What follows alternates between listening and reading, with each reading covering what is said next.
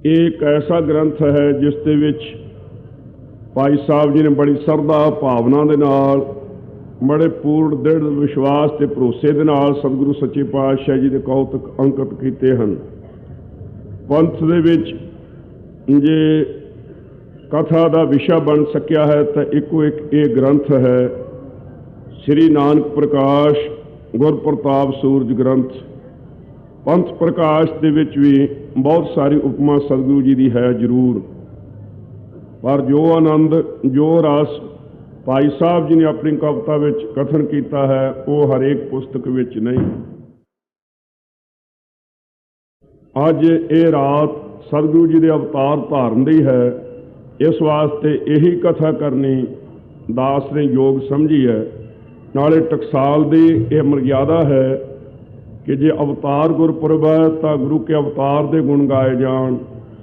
ਜੇ ਕਿਤੇ ਸ਼ਹੀਦੀ ਗੁਰਪੁਰਬ ਆ ਰਿਹਾ ਹੈ ਸਤਿਗੁਰੂ ਨਾਵੇਂ ਪਾਤਸ਼ਾਹ ਜੀ ਦਾ, ਤਾਂ ਜਿਵੇਂ ਜਿਵੇਂ ਉਹਨਾਂ ਨੇ ਸ਼ਹੀਦੀਆਂ ਪ੍ਰਾਪਤ ਕੀਤੀਆਂ, ਜਿਵੇਂ ਜਿਵੇਂ ਧਰਮ ਦੀ ਰੱਖਿਆ ਕੀਤੀ, ਉਹਨਾਂ ਦੇ ਪਵਿੱਤਰ ਪ੍ਰਸੰਗ ਉਸ ਮੌਕੇ 'ਤੇ ਗਾਏ ਜਾਣ। ਜਿਸ ਮਹਿ ਅੰਮ੍ਰਿਤ ਗਿਆਨ ਹੈ, ਮਾਨਕ ਭਗਤ ਵੈਰਾਗ, ਗੁਰੂ ਗ੍ਰੰਥ ਸਾਹਿਬ ਉਦਧ, ਬੰਦੋਂ ਕਰ ਅਨੁਰਾਗ।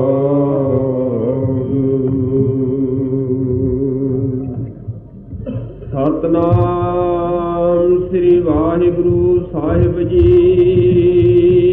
ਕਬਿਤ ਕੂ ਕਵ ਉਪਮਾ ਸੋ ਦੇਤ ਪਾਰ ਜਾਤ ਪਗ, ਕੂ ਕਹੇ ਗੁਰੂ ਪਗ ਕਮਲ ਅਮਲ ਹੈ। ਕੂ ਕਵ ਉਪਮਾ ਸੋ ਦੇਤ ਪਾਰ ਜਾਤ ਪਗ, ਕੂ ਕਹੇ ਗੁਰੂ ਪਗ ਕਮਲ ਅਮਲ ਹੈ। ਜੋ ਪਾਰ ਜਾਤ ਨਾਚ ਤਨ ਗਤ ਦਾਨ ਨਾਹੀ, ਅਮਲ ਕਮਲ ਰੈਨ ਵਿਖੇ ਮੁਖ ਮਿਲ ਹੈ। ਵੈ ਤੋ ਸਹਿਚੇਤ ਦੇਤ ਕਾਮਨਾ ਭਗਤ ਨਿਜ, बासुर और रजनी में एक से असतुल है। लखे पद आदर न पार जात कमल को, तांते पग पग पार जात न कमल है। लखे पद आदर न पार जात कमल को, तांते पग पग पार जात न कमल है।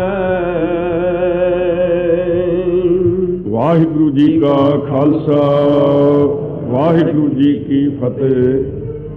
ਸਤਿਗੁਰੂ ਗਰੀਬ ਨਵਾਜ ਪਤਿਤ ਪਾਵਨ ਭਗਤ ਵਤਸਲ ਕਿਰਪਾ ਦੇ ਖਜ਼ਾਨੇ ਸਤਿਗੁਰੂ ਨਾਨਕ ਸਾਹਿਬ ਜੀ ਦੀ ਸਾਜੀ ਨਵਾਜੀ ਹੋਈ ਗੁਰੂ ਰੂਪ ਖਾਲਸਾ ਸਾਧ ਸੰਗਤ ਜੀਓ, ਆਪਾਂ ਮਟ ਭਾਗੀ ਹਾਂ ਜੋ ਸੱਚੇ ਪਾਤਸ਼ਾਹ ਮਹਾਰਾਜ ਸਾਹਿਬ ਜੀ ਦਾ ਪਵਿੱਤਰ ਅਵਤਾਰ ਗੁਰਪੁਰਬ ਸਰਦਾ ਭਾਵਨਾ ਸਹਿਤ ਮਨਾ ਰਹੇ ਹਾਂ। ਗੁਰਮੁਖ ਪਿਆਰਿਆਂ, ਢਾਡੀਆਂ,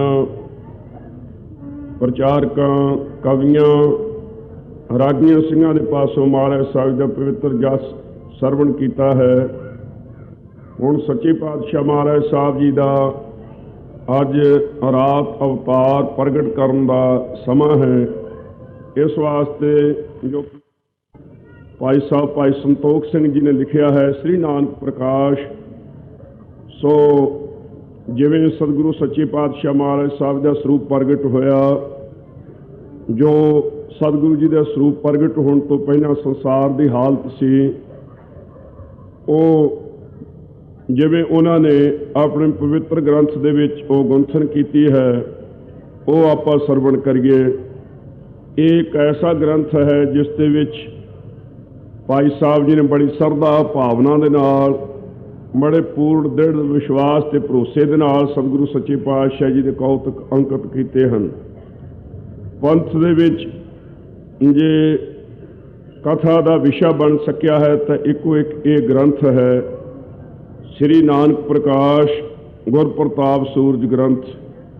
ਪੰਥ ਪ੍ਰਕਾਸ਼ ਦੇ ਵਿੱਚ ਵੀ ਬਹੁਤ ਸਾਰੀ ਉਪਮਾ ਸਤਿਗੁਰੂ ਜੀ ਦੀ ਹੈ ਜ਼ਰੂਰ, ਪਰ ਜੋ ਆਨੰਦ, ਜੋ ਰਸ ਭਾਈ ਸਾਹਿਬ ਜੀ ਨੇ ਆਪਣੀ ਕਵਿਤਾ ਵਿੱਚ ਕਥਨ ਕੀਤਾ ਹੈ, ਉਹ ਹਰੇਕ ਪੁਸਤਕ ਵਿੱਚ ਨਹੀਂ। ਸੋ ਅੱਜ ਹੋਰ ਵੀ ਭਾਵੇਂ ਕਥਾ ਹੋ ਸਕਦੀ ਸੀ, ਲੈਕਚਰ ਪ੍ਰਚਾਰ ਵੀ ਹੋ ਸਕਦੇ ਸੀ, ਪਰ ਕਿਉਂਕਿ ਜਿਹੋ ਜਿਹਾ ਸਮਾਂ ਹੋਵੇ ਉਸ ਸਮੇਂ ਅਨੁਸਾਰ ਸਮੇਂ ਦਾ ਰਾਗ ਜੇ ਰਾਗੀ ਨਾ ਗਾਵੇ ਤਾਂ ਉਹਨੂੰ ਚੰਗਾ ਨਹੀਂ ਸਮਝਿਆ ਜਾਂਦਾ। ਅੱਜ ਇਹ ਰਾਤ ਸਤਿਗੁਰੂ ਜੀ ਦੇ ਅਵਤਾਰ ਧਾਰਨ ਦੀ ਹੈ, ਇਸ ਵਾਸਤੇ ਇਹੀ ਕਥਾ ਕਰਨੀ ਦਾਸ ਨੇ ਯੋਗ ਸਮਝੀ ਹੈ। ਨਾਲੇ ਟਕਸਾਲ ਦੀ ਇਹ ਮਰਯਾਦਾ ਹੈ ਕਿ ਜੇ ਅਵਤਾਰ ਗੁਰਪੁਰਬ ਹੈ ਤਾਂ ਗੁਰੂ ਕੇ ਅਵਤਾਰ ਦੇ ਗੁਣ ਗਾਏ ਜਾਣ। ਜੇ ਕਿਤੇ ਸ਼ਹੀਦੀ ਗੁਰਪੁਰਬ ਆ ਰਿਹਾ ਹੈ ਸਤਿਗੁਰੂ ਨਾਵੇਂ ਪਾਤਸ਼ਾਹ ਜੀ ਦਾ, ਤਾਂ ਜਿਵੇਂ ਜਿਵੇਂ ਉਹਨਾਂ ਨੇ ਸ਼ਹੀਦੀਆਂ ਪ੍ਰਾਪਤ ਕੀਤੀਆਂ, ਜਿਵੇਂ ਜਿਵੇਂ ਧਰਮ ਦੀ ਰੱਖਿਆ ਕੀਤੀ, ਉਹਨਾਂ ਦੇ ਪਵਿੱਤਰ ਪ੍ਰਸੰਗ ਉਸ ਮੌਕੇ 'ਤੇ ਗਾਏ ਜਾਣ। ਭਾਵੇਂ ਦੁਪਹਿਰ ਦੇ ਦੀਵਾਨ ਦੇ ਵਿੱਚ ਜੋ ਹੁਣ ਕਥਾ ਆ ਰਹੀ ਹੈ ਉਹ ਜ਼ਬਾਨੀ ਸੂਖਮ ਰੂਪ ਦੇ ਵਿੱਚ ਬੇਨਤੀ ਕਰਨ ਦਾ ਯਤਨ ਕੀਤਾ ਸੀ। ਹੁਣ ਜਿਵੇਂ ਭਾਈ ਸਾਹਿਬ ਜੀ ਨੇ ਆਪਣੀ ਕਵਿਤਾ ਦੇ ਵਿੱਚ ਸ੍ਰੀ ਨਾਨਕ ਪ੍ਰਕਾਸ਼ ਦੇ ਵਿੱਚ ਇਹ ਸਾਰੀ ਕਥਾ ਉਚਾਰੀ ਹੈ, ਸੋ ਉਹ ਆਪ ਕਿਰਪਾ ਕਰਕੇ ਧਿਆਨ ਦੇ ਕੇ ਸਰਵਣ ਕਰਨਾ। ਦੁਪਹਿਰੇ ਕੁਛ ਰੌਲਾ ਗੌਲਾ ਵੀ ਬੜਾ ਕਾਫੀ ਸੀ, ਸੋ ਰੌਲੇ ਵਾਲੇ ਆਪਣਾ ਯਤਨ ਕਰੀ ਜਾਂਦੇ ਸਨ ਤੇ ਆਪਾਂ ਆਪਣਾ ਯਤਨ ਕਰੀ ਜਾਂਦੇ ਸੀ ਕਿ ਆਪਾਂ ਗੁਰੂ ਕੇ ਗੁਣ ਗਾਉਣੋਂ ਨਹੀਂ ਹਟਣਾ। ਸਰਦਾਵਾਨ ਗੁਰੂ ਕੇ ਸਿੰਘ ਸੁਣਨ ਵਾਲੇ ਵੀ ਬੜੇ ਨਿਸ਼ਚੇ ਦੇ ਨਾਲ ਸੁਣ ਰਹੇ ਸਨ। ਹੁਣ ਰੌਲਾ ਘੱਟ ਹੈ, ਬੜਾ ਟਿਕਾਅ ਹੈ। ਸੋ ਸੱਚੇ ਪਾਤਸ਼ਾਹ ਸਾਡੇ 'ਤੇ ਕਿਰਪਾ ਕਰਨ। ਜੋ ਜੋ ਸਮਾਂ ਉਸ ਮੌਕੇ 'ਤੇ ਸੀ, ਜਿਵੇਂ ਜਿਵੇਂ ਸਤਿਗੁਰੂ ਜੀ ਨੇ ਕਿਰਪਾ ਕਰਕੇ ਉਸ ਨੂੰ ਅਨੁਭਵ ਕੀਤਾ, ਦੁਬਾਰਾ ਉਹ ਕਾਲੀਆਂ ਕਰਤੂਤਾਂ ਤੇ ਭੈੜਾ ਸਮਾਂ ਸੱਚੇ ਪਾਤਸ਼ਾਹ ਸਾਡੇ 'ਤੇ ਨਾ ਲਿਆਉਣ। ਉਸ ਕੁਚਾਲੀ ਕੁਰੀਤੀ ਵੱਧ ਫੈਲੀਆਂ ਨੂੰ ਰੋਕਣ ਵਾਸਤੇ ਹਜ਼ੂਰ ਦਾ ਪਵਿੱਤਰ ਅਵਤਾਰ ਹੋਇਆ ਹੈ। ਉਹਨਾਂ ਵਿੱਚੋਂ ਜੇ ਕੋਈ ਕੁਰੀਤੀ ਸਾਡੇ ਵਿੱਚ ਆ ਗਈ ਹੈ ਤਾਂ ਅੱਜ ਅਸੀਂ ਦਸਵੀਂ ਪਾਤਸ਼ਾਹੀਆਂ ਦੀ ਆਤਮਿਕ ਜੋਤ ਸ੍ਰੀ ਗੁਰੂ ਗ੍ਰੰਥ ਸਾਹਿਬ ਜੀ ਦੀ ਹਜ਼ੂਰੀ ਦੇ ਵਿੱਚ ਪੜ੍ਹਨ ਕਰਕੇ ਉਹਨਾਂ ਦਾ ਤਿਆਗ ਕਰ ਜਾਣਾ ਹੈ, ਕਿਉਂਕਿ ਇਹ ਗੁਰੂ ਨਾਨਕ ਸਾਹਿਬ ਦਾ ਐਸਾ ਪਵਿੱਤਰ ਹੱਟ ਹੈ ਜਿੱਥੇ ਆਮ ਹੱਟਾਂ ਨਾਲੋਂ ਬੜੀ ਵਿਲੱਖਣ ਗੱਲ ਹੈ। ਬਾਹਰਲੀਆਂ ਹੱਟਾਂ 'ਤੇ ਅਸੀਂ ਸੌਦਾ ਲੈਣ ਵਾਸਤੇ ਜਾਈਏ ਤਾਂ ਮੁਕਾਬਲੇ ਦੀ ਚੀਜ਼ ਦੇ ਕੇ ਮੁਕਾਬਲੇ ਦੀ ਚੀਜ਼ ਮਿਲਦੀ ਹੈ। ਜੇ ਪੈਸੇ ਦੇਈਏ ਤਾਂ ਉਸ 'ਤੇ ਵੱਟੇ ਬਰਾਬਰ ਦੀ ਚੀਜ਼, ਕੱਪੜਾ, ਖੰਡ, ਹੋਰ ਹਰੇਕ ਚੀਜ਼ਾਂ ਮਿਲਦੀਆਂ ਹਨ। ਬਲਕਿ ਕਈ ਵਾਰੀ ਕਿਹਾ ਜਾਂਦਾ ਹੈ ਕਿ ਅਸੀਂ ਪੈਸੇ ਤਾਂ ਖਰੇ ਦਿੱਤੇ ਸੀ, ਪਰ ਚੀਜ਼ ਇੱਥੇ ਮਿਲਾਵਟ ਵਾਲੀ ਮਿਲੀ ਹੈ, ਚੰਗੀ ਚੀਜ਼ ਨਹੀਂ ਮਿਲੀ, ਖੋਟੀ ਚੀਜ਼ ਮਿਲੀ ਹੈ, ਘੱਟ ਮਿਲੀ ਹੈ। ਪਰ ਗੁਰੂ ਨਾਨਕ ਸਾਹਿਬ ਸੱਚੇ ਪਾਤਸ਼ਾਹ ਦਾ ਐਸਾ ਦਰ ਹੈ, ਉਲਟਾ ਦੁਨੀਆ ਨਾਲੋਂ ਸਤਿਗੁਰੂ ਜੀ ਕਹਿੰਦੇ ਨੇ ਜਿੰਨੀਆਂ ਖੋਟੀਆਂ ਚੀਜ਼ਾਂ ਨੇ, ਗੁਰੂ ਕੇ ਸਿੱਖ ਮਾਈ ਭਾਈ ਸਾਨੂੰ ਦੇ ਜਾ, ਅਸੀਂ ਉਹਨਾਂ ਦੇ ਵੱਟੇ ਤੈਨੂੰ ਸਾਰੀਆਂ ਹੀ ਖਰੀਆਂ ਚੀਜ਼ਾਂ ਦੇਵਾਂਗੇ, ਖਰੀਆਂ ਚੀਜ਼ਾਂ। ਹਜ਼ੂਰ ਕਹਿੰਦੇ ਨੇ ਹੈ ਗੁਰਸਿੱਖ, ਝੂਠ ਬੜਾ ਪਾਪ ਹੈ, ਝੂਠ ਬੋਲਣਾ ਅਤਿਅੰਤ ਮਨਾ ਹੈ। ਜੇ ਤੂੰ ਝੂਠ ਸਾਡੇ ਚਰਨਾਂ ਵਿੱਚ ਇੱਥੇ ਛੱਡ ਜਾਵੇਂਗਾ ਤਾਂ ਅਸੀਂ ਤੈਨੂੰ ਅਮੋਲ ਕੇ ਇੱਥੋਂ ਸੱਚ ਦੇ ਦੇਵਾਂਗੇ। ਜੇ ਤੂੰ ਇੱਥੇ ਕ੍ਰੋਧ ਛੱਡ ਜਾਵੇਂ ਤਾਂ ਤੈਨੂੰ ਅਸੀਂ ਸ਼ਾਂਤੀ ਦੇ ਦੇਵਾਂਗੇ। ਜੇ ਇੱਥੇ ਲੋਭ ਸਾਡੇ ਚਰਨਾਂ ਵਿੱਚ ਤੂੰ ਹਾਜ਼ਰ ਕਰ ਜਾਵੇਂ, ਦੇ ਜਾਵੇਂ, ਤਾਂ ਅਸੀਂ ਤੈਨੂੰ ਸੰਤੋਖ ਦੇ ਦੇਵਾਂਗੇ। ਜੇ ਮੋਹ ਇੱਥੇ ਹਾਜ਼ਰ ਕਰ ਦੇਵੇਂ ਤਾਂ ਤੈਨੂੰ ਵਿਵੇਕ ਤੇ ਗਿਆਨ ਦੀ ਦਾਤ ਦੇਵਾਂਗੇ। ਜੇ ਕਾਮ ਦਾ ਫੁਰਨਾ ਇੱਥੇ ਆ ਕੇ ਛੱਡ ਜਾਵੇਂ ਨਾ, ਦੇਖ ਪਰਾਈਆਂ ਚੰਗੀਆਂ ਮਾਵਾਂ ਭੈਣਾਂ ਧੀਆਂ ਜਾਣ, ਇਹ ਅਸੂਲ ਤੂੰ ਗ੍ਰਹਿਣ ਕਰਨਾ ਚਾਹੇ ਤਾਂ ਤੈਨੂੰ ਅਸੀਂ ਜੱਤ ਪਹਾਰਾ ਦੇ ਦੇਵਾਂਗੇ। ਸੋ ਇੱਥੇ ਜੇ ਛਾਲ ਕਪਟ ਧੋਖਾ ਫੇਬ ਛੱਡ ਜਾਵੇਂ ਤਾਂ ਸਰਲਤਾ, ਨਿਸ਼ਕਪਟਤਾ, ਸੂਦਾ ਸੁਭਾਅ, ਭਾਵ ਭਗਤੀ, ਇਹ ਚੀਜ਼ਾਂ ਤੈਨੂੰ ਮਿਲ ਜਾਣਗੀਆਂ। ਜੇ ਤੂੰ ਇੱਥੇ ਭੈੜੀ ਸ਼ਰਾਬ ਛੱਡ ਜਾਵੇਂ ਨਾ ਤਾਂ ਇੱਥੋਂ ਤੈਨੂੰ ਅਸੀਂ ਖੰਡੇ ਦਾ ਅੰਮ੍ਰਿਤ ਦੇ ਦੇਵਾਂਗੇ। ਜੇ ਗੰਦੇ ਗਾਣੇ, ਭੈੜੀਆਂ ਕੁਰੀਤੀਆਂ ਤੂੰ ਛੱਡ ਦੇਵੇਂ ਤਾਂ ਇੱਥੇ ਤੈਨੂੰ ਸੱਚੀ ਬਾਣੀ ਅਸੀਂ ਦੇਵਾਂਗੇ। ਜੇ ਇੱਥੇ ਆ ਕੇ ਤੂੰ ਕੇਸਾਂ ਦੀ ਬੇਅਦਬੀ ਕਰਨੀ ਛੱਡ ਦੇਵੇਂ, ਦਾੜੇ ਦੀ ਬੇਅਦਬੀ ਕਰਨੀ ਛੱਡ ਦੇਵੇਂ, ਤਾਂ ਅਸੀਂ ਤੈਨੂੰ ਸਿੱਖੀ ਸਰਦਾਰੀ ਬਖਸ਼ ਦੇਵਾਂਗੇ। ਲੋਕੀ ਤੈਨੂੰ ਸਰਦਾਰ ਜੀ ਕਹਿ ਕੇ ਬੁਲਾਇਆ ਕਰਨਗੇ, ਤੇਰਾ ਆਦਰ ਵੱਧ ਜਾਵੇਗਾ।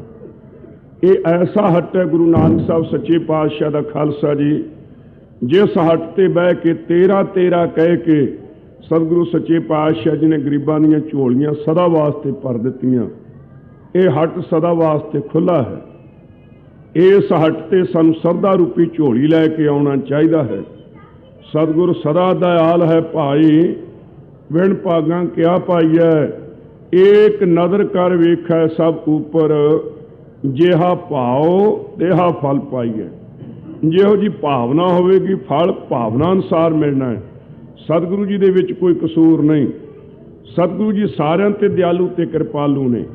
ਸਤਿਗੁਰੂ ਜੀ ਦਾ ਐਸਾ ਸੁਭਾਅ ਨਹੀਂ ਕਿ ਕਿਸੇ ਨੂੰ ਚੰਗਾ ਸਮਝਣ ਕਿਸੇ ਨੂੰ ਮਾੜਾ ਸਮਝਣ, ਫਿਰ ਗੁਰੂ ਤਾਂ ਨਾ ਹੋਏ। ਫਿਰ ਤਾਂ ਆਮ ਜੀਵਾਂ ਵਰਗੇ ਹੋਏ, ਕਿਸੇ ਨਾਲ ਮੋਹ ਕਰ ਲਿਆ, ਕਿਸੇ ਨਾਲ ਵੈਰ ਕਰ ਲਿਆ, ਕਿਸੇ ਨੂੰ ਚੰਗਾ ਸਮਝ ਲਿਆ, ਕਿਸੇ ਨੂੰ ਮਾੜਾ ਸਮਝ ਲਿਆ। ਨਹੀਂ ਨਹੀਂ, ਸਤਿਗੁਰੂ ਜੀ ਸਦਾ ਹੀ ਦਿਆਲੂ ਨੇ ਤੇ ਸਾਰਿਆਂ ਤੇ ਇੱਕੋ ਜਿਹੀ ਕਿਰਪਾ ਕਰਦੇ ਨੇ।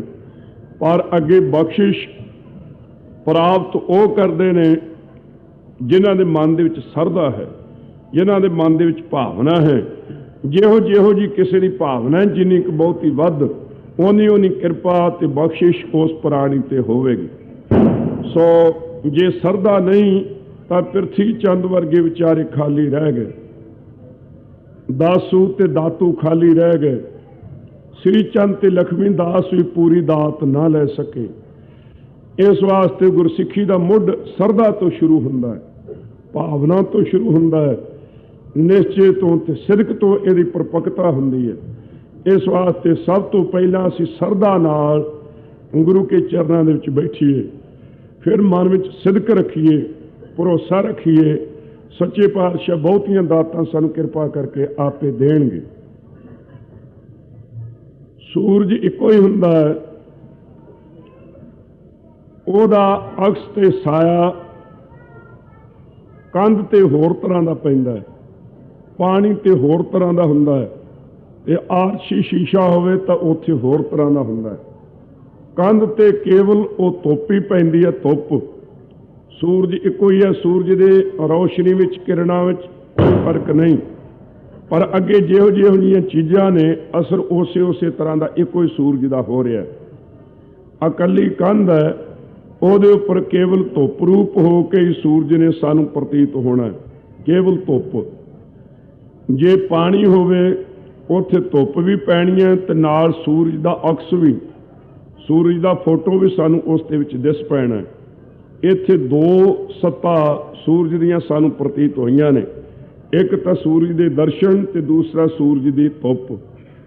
ਆਦਸ਼ੀ ਸ਼ੀਸ਼ਾ ਜਿਹੜਾ ਹੈ ਉੱਥੇ ਧੁੱਪ ਵੀ ਪੈਂਦੀ ਹੈ, ਉੱਥੇ ਉਹ ਸੂਰਜ ਦਾ ਅਕਸ ਵੀ ਦਿਸਦਾ ਹੈ, ਪਰ ਉਸ ਦੇ ਵਿੱਚ ਦੀ ਨਾਲ ਅੱਗ ਪੈਦਾ ਹੋ ਕੇ ਉਹ ਚੀਜ਼ਾਂ ਨੂੰ ਸਾੜਨ ਦਾ ਕਾਰਨ ਵੀ ਬਣਦੀ ਹੈ। ਇੱਥੇ ਤਿੰਨ ਸੱਤਾ ਸੂਰਜ ਦੀਆਂ ਵਰਤੀਆਂ ਨੇ। ਸੂਰਜ ਇੱਕੋ ਹੀ ਹੈ, ਸੂਰਜ ਦੇ ਵਿੱਚ ਕੋਈ ਫਰਕ ਨਹੀਂ। ਅੱਗੇ ਜਿਹੋ ਜਿਹੀਆਂ ਚੀਜ਼ਾਂ ਨੇ ਅਸਰ ਉਸੇ ਤਰ੍ਹਾਂ ਦਾ ਹੋਇਆ।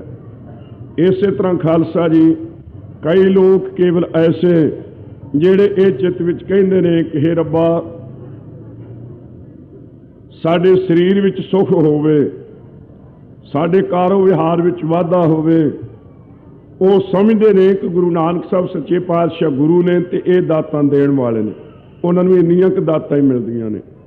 ਇੱਕ ਜਗਿਆਸੂ ਹੈ, ਉਹ ਗੁਰੂ ਕੇ ਚਰਨਾਂ ਵਿੱਚ ਆਇਆ ਹੈ। ਉਹ ਕਹਿੰਦਾ ਸੱਚੇ ਪਾਤਸ਼ਾਹ ਸਰੀਰ ਦੀ ਅਰੋਗਤਾ ਤਾਂ ਤੁਸੀਂ ਕਿਰਪਾ ਕਰਕੇ ਦੇ ਹੀ ਦੇਣੀ ਹੈ, ਮੇਰੇ ਅੰਦਰੋਂ ਪਾਪ ਤੇ ਵਿਕਾਰ ਤੇ ਔਗੁਣ ਤੇ ਕੁਰੀਤੀਆਂ ਬਦ ਫੈਲੀਆਂ ਕਿਰਪਾ ਕਰਕੇ ਕੁੱਟ ਕੇ ਕੱਢ ਦੇਵੋ, ਔਰ ਸੁਭ ਗੁਣ ਕਿਰਪਾ ਕਰਕੇ ਮੇਰੇ ਹਿਰਦੇ ਵਿੱਚ ਤੁਸੀਂ ਵਸਾ ਦਿਓ।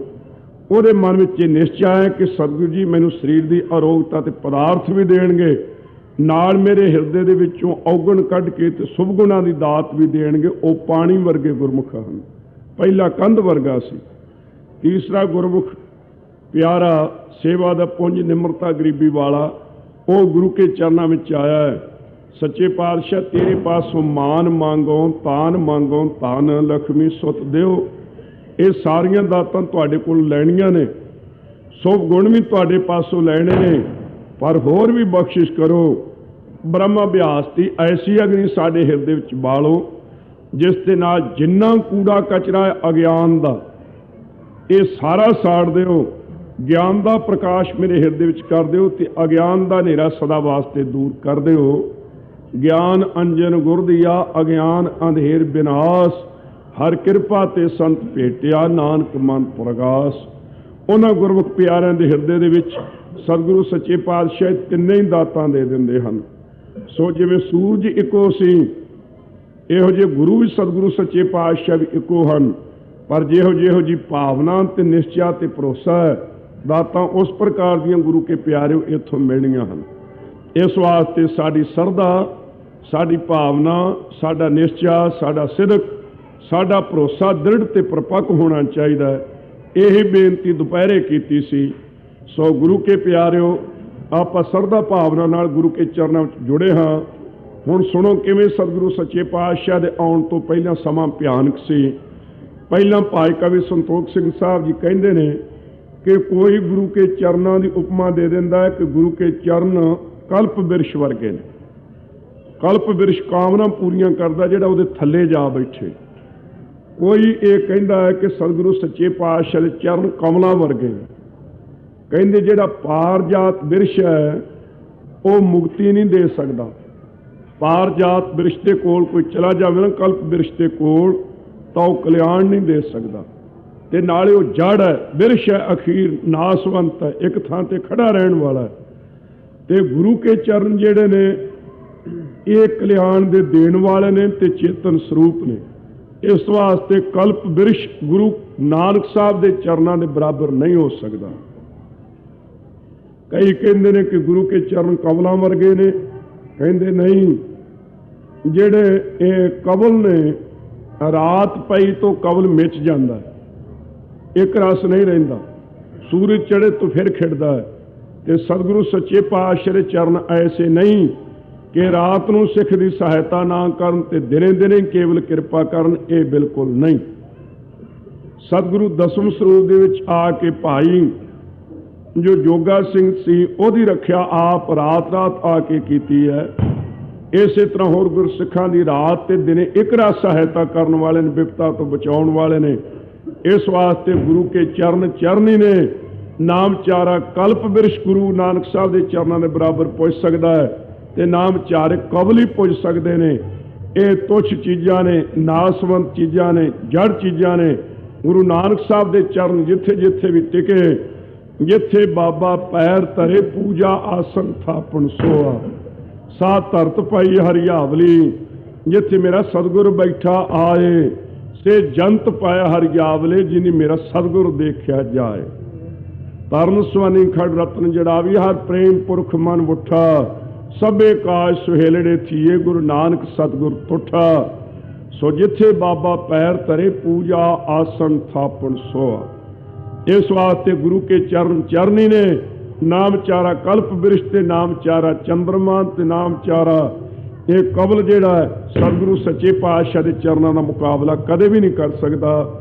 ਇਹ ਇਸ ਕਵਿਤ ਦਾ ਅਰਥ ਹੈ ਜੋ ਆਪਾਂ ਨੂੰ ਭਾਈ ਸਾਹਿਬ ਜੀ ਨੇ ਪੜ੍ਹ ਕੇ ਸੁਣਾਇਆ ਹੈ।